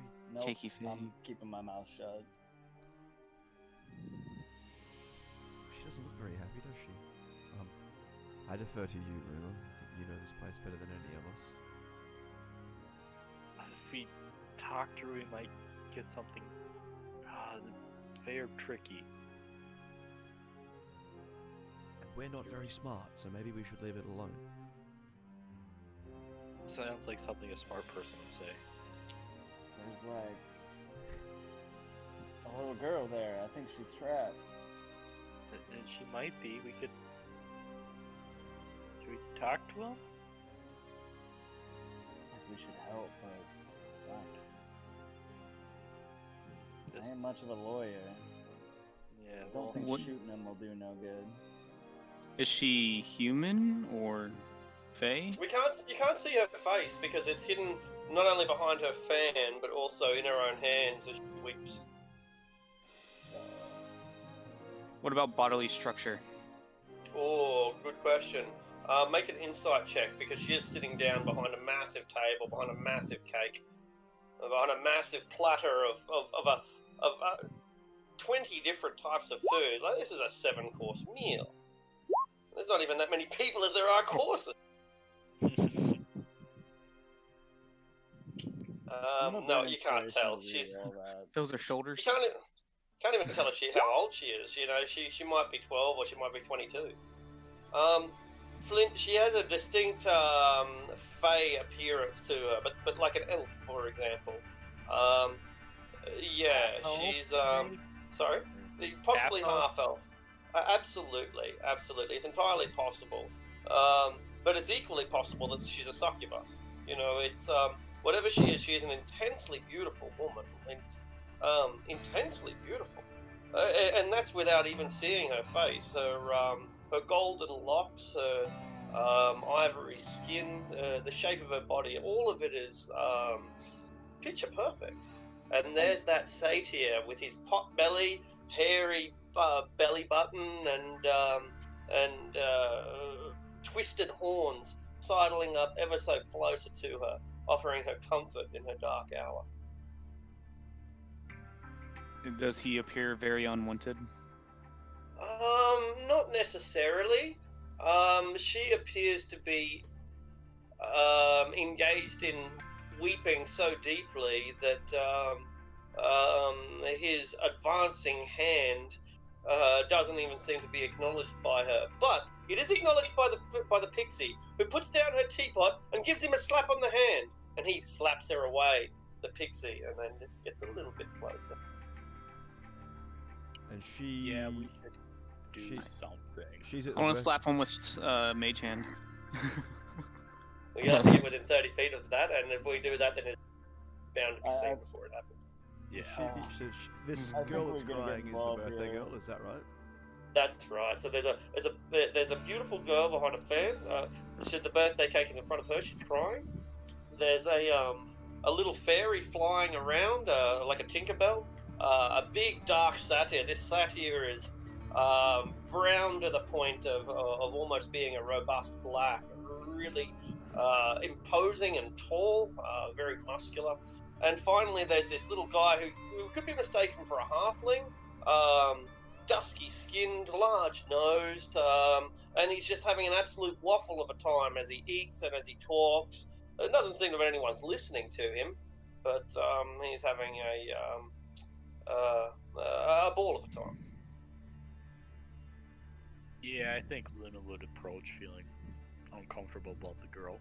Yeah, likewise. Oh, yeah. Yeah, we're doing So, this.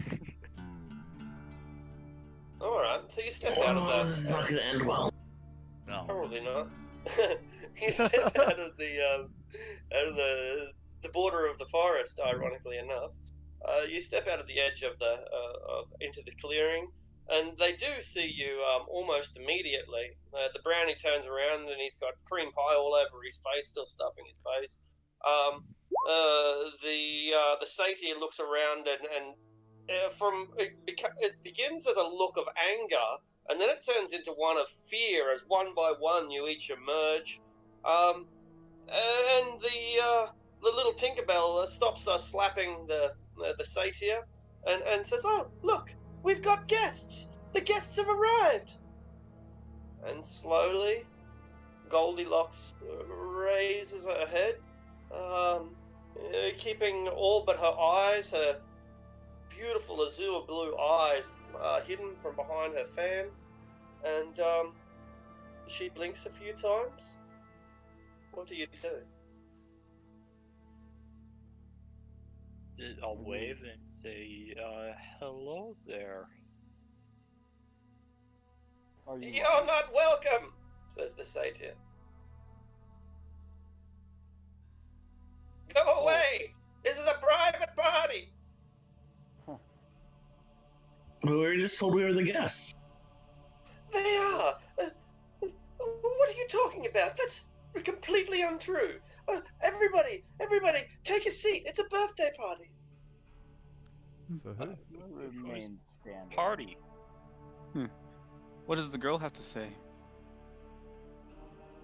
She gives a little wave from behind a gloved hand. Are you lost? She shakes her head very slowly behind the fan. Shakes yes or no? She shakes no, doesn't nod, she shakes her head, no. Okay. Don't seem to be enjoying a party set for you. You're quite sad. Is everything alright? She thinks for a moment and fans herself. You still don't get a look at her face. And she looks up at Tinkerbell, who says she was worried that nobody was going to come to the party. Oh, we've got so much food for everyone, and nobody's here. Well, I'm We here, didn't- says the brownie, and he keeps stuffing his face. And this is all that we need. We don't need anybody else. Go on, get lost. We didn't ask either of you. Oh, okay. And he grabs himself a beer and drinks it down. A beer, you say? Yeah, No. little it's a fizzy amber drink. Anyway, a fizzy amber drink. I had across the table, but yeah, I won't go for it just yet. Won't you sit Just- down? Won't you sit down? There's enough room.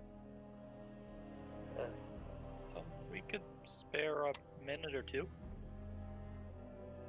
for the party. Oh, why so short? Kind of The in a moot. hurry. We're heading to the druid moot. Oh, the druid moot. Oh. She says to the birthday girl, "I'm so sorry. I'm so sorry. The druid moot. I should have realized. That's why nobody's because everybody's at the druid moot instead." And she just looks so sad behind her. Well, we're here now though, so don't need to be sad. She perks up a little and blinks.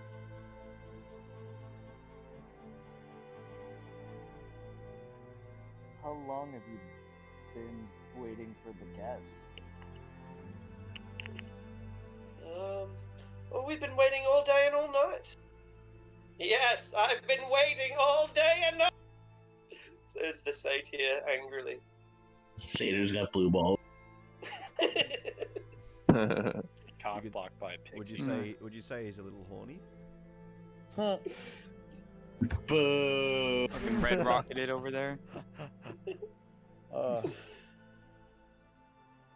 girl isn't saying anything, is she? No. Oh my god, she lost her mouth, didn't she? She fucking lost her mouth. Was it like a fairy ban or something? I don't remember what they're called. Stupid laws. Yeah, So- Faye ain't no joke. Yeah. What's the And purpose here of the we are. party? Yeah. It was a Please, birthday please, party. everybody sit down. Everybody sit down. If you're in a hurry, then we can light the candles now. Only if you tell us what we're celebrating. She looks over at the woman behind the fan, and she nods. It's my friend's birthday. She's 99 today. And she 99. starts 99. crying. She starts bursting into tears. What? It's all right. It's all right. And he puts his arm around her shoulders. And she takes he buzzes along and slaps him on the hand. Am I She within looks- mage hand rage now? You are, absolutely. Slap him.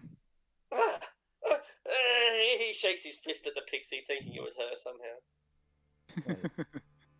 She must be an elf then. Okay, that's Yeah, because 100 years old is like yeah. That's pretty much the maturation. conclusion I'm going to draw from this anyway. Because I don't. Maybe a dryad. But I Oh, don't know she's about it. finally legal as far as elves are concerned. Why is how does everyone know each other? And how was it that you three decided to gather? Well, we're friends. We live in the forest nearby each other. Um, uh, this is her tree, she says, and there's this massive, beautiful oak, resplendent, autumn-colored leaves at the bottom and richest green at the top. All the seasons into one tree, and this is her tree, and we all live nearby. The bipedal She's a goat dryad, seemed, then. Yeah. If this is her tree, that's her home then, right? yeah. Yeah. That's right. She's tied to it for life. Alright. I'll say something in Sylvan, just kind of wishing her a happy birthday and hope everything's going well. She tries to accept it, but it just bursts her into fresh tears. She can't help it. There's something with their age, though. I don't remember what it is. Is the tree dying? Tree seem healthy? The tree seems in good shape. The tree seems quite mature.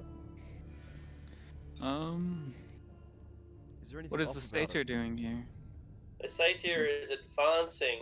While the pixie talks to you, it gives him the opportunity he needs to move his hand lower. I want to firebolt his arm. Bam! Don't roll a critical fumble. Huh? Get him. Don't roll a critical Oh, fumble on your fireball. Yeah. Bam! Ow, ow, ow, ow, ow, ow, ow, ow.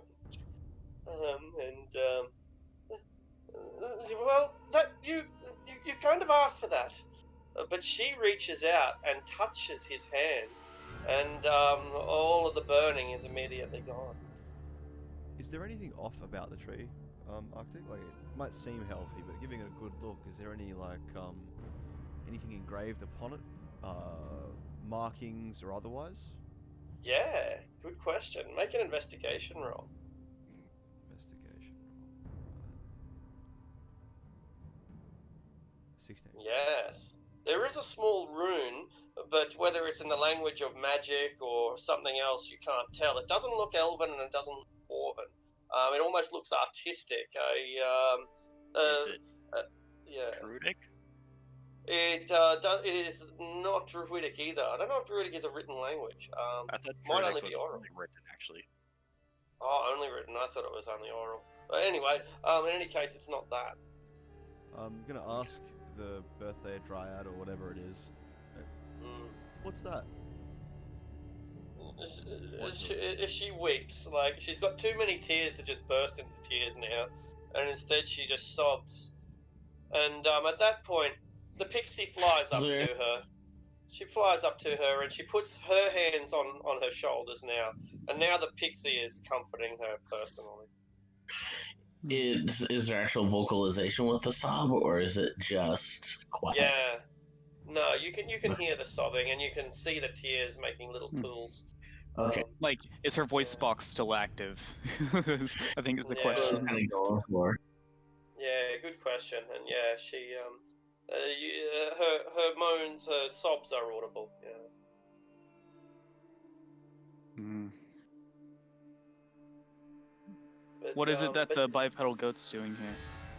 yeah, at first he's frustrated by the pixie's presence. Then he realizes while she comforts the right shoulder, he can comfort the whole left side of the body. Firebolt again. What a fucking. Ow, ow, ow, I'm gonna kind of turn my attention to the brownies. Like, then what's your story? Oh, Being like an oh, attractive fellow. I live nearby. I've got a burrow nearby, and I just came to the party. These are my friends. See, How Hey, much what's Do her you name? know the birthday girl is so sad? Oh, well, yes. Yes, she's sad because she's getting married. She burst into tears, all afresh. Married to whom? Oh, a sorcerer or a wizard. Know the difference. A magician placed her under a spell.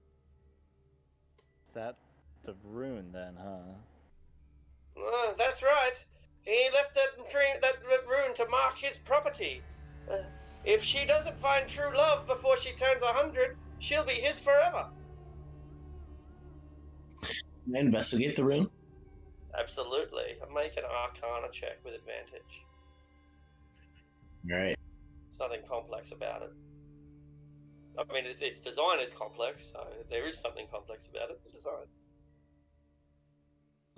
Where'd my sheet go? There it is. Good question.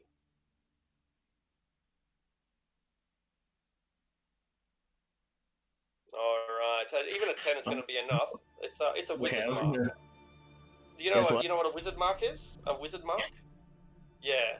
So it's a personal mark left by a wizard. It's a signature, an astral signature. Gotcha. Would removing it,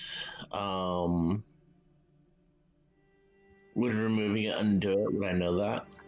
It's Probably a unlikely to fey undo a pact. curse. Yeah. Like fey magic tends to be pretty powerful, and marriage pacts perhaps the most powerful of all. Right? Like when you ask true love to break a curse, you need true love. Funny thing about true love, though. Only one person needs to feel it, right? I don't think so. I think true love needs to be Really? reciprocated. Yeah. Yeah, well, I think Okay. so. Yeah, like otherwise it's just longing. Yeah. I got a Languages of philosophical. that are important. It's just stalking otherwise. Yeah, like on a philosophical level, I agree with you, but from a fairy pact level, I think true love needs to be reciprocated. Well, Hmm. I mean, Is that's the pretty terrible, but there's still time. is the mage still around? She nods. Where So might it's a I find year. him? They don't know. They don't even know his name. Anything that you your can. flower. Give her your flower. Oh. Yeah, Roz is going to give her the flower. Go get him, Whatnot. Tiger. She looks at the flower and Raz, and the flower, and the pixie, and the pixie asks, "Well, what's this for?" A gift of goodwill. A birthday Token of gift? true love. Yeah. Not going to jump that boat yet, but yeah. With it's not. I'm not going to call it a birthday gift, because birthdays are just a timer. Pretty flower for a pretty girl, you know what I'm saying? Yeah.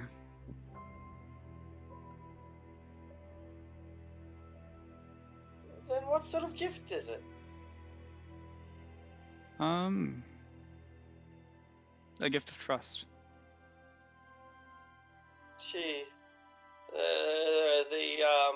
The girl and the pixie look at each other, and the pixie seems to get kind of excited, and the girl seems to get a little bit nervous, perhaps a bit shy. But you reach out, and she takes the flower and places it in her hair.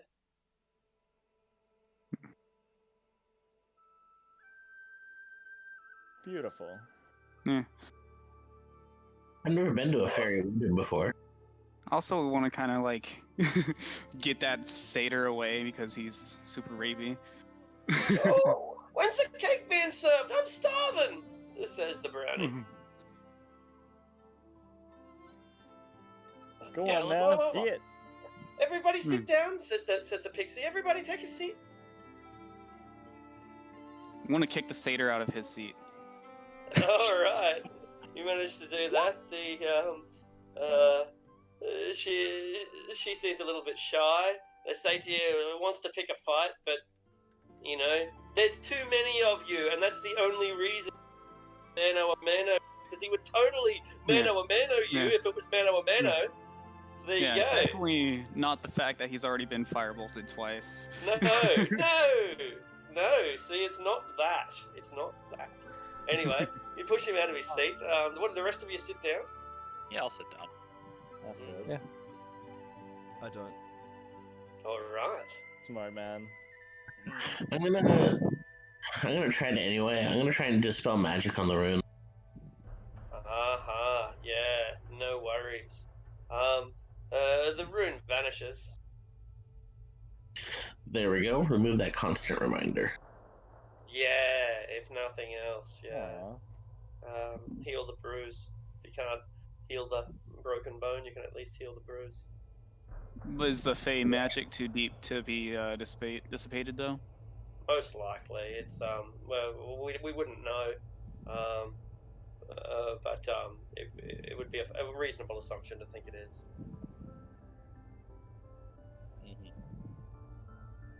All right. So gotta get true love. apart from Razul, is there anyone who's not sitting? I won't sit. I'll stand. And we need to have some people mobile just in case.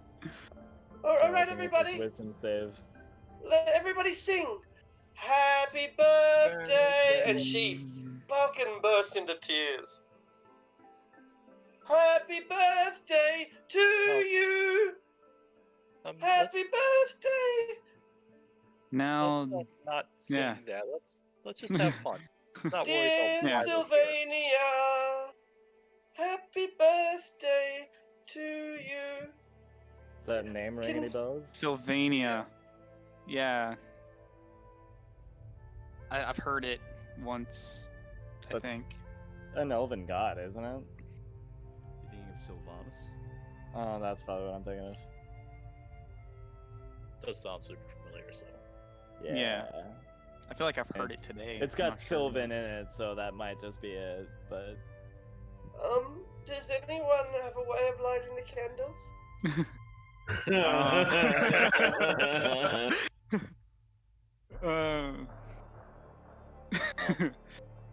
Would a Raz. firebolt to be too much, or is that fine? Prestidigitation will do it too.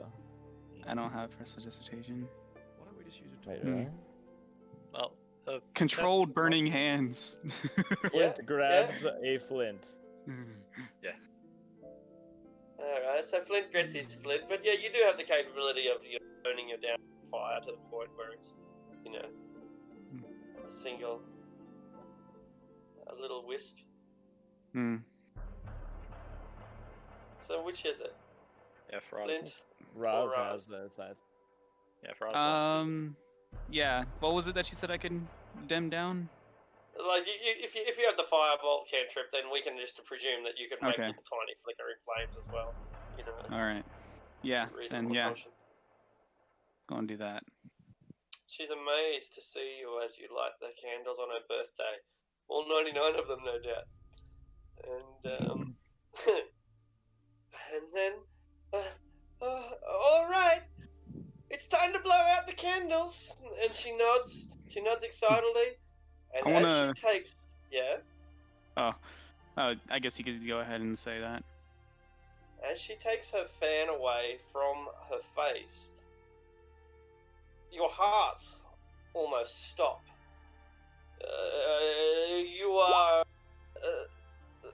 witnessing the kind of unearthly beauty that only the gods can appreciate.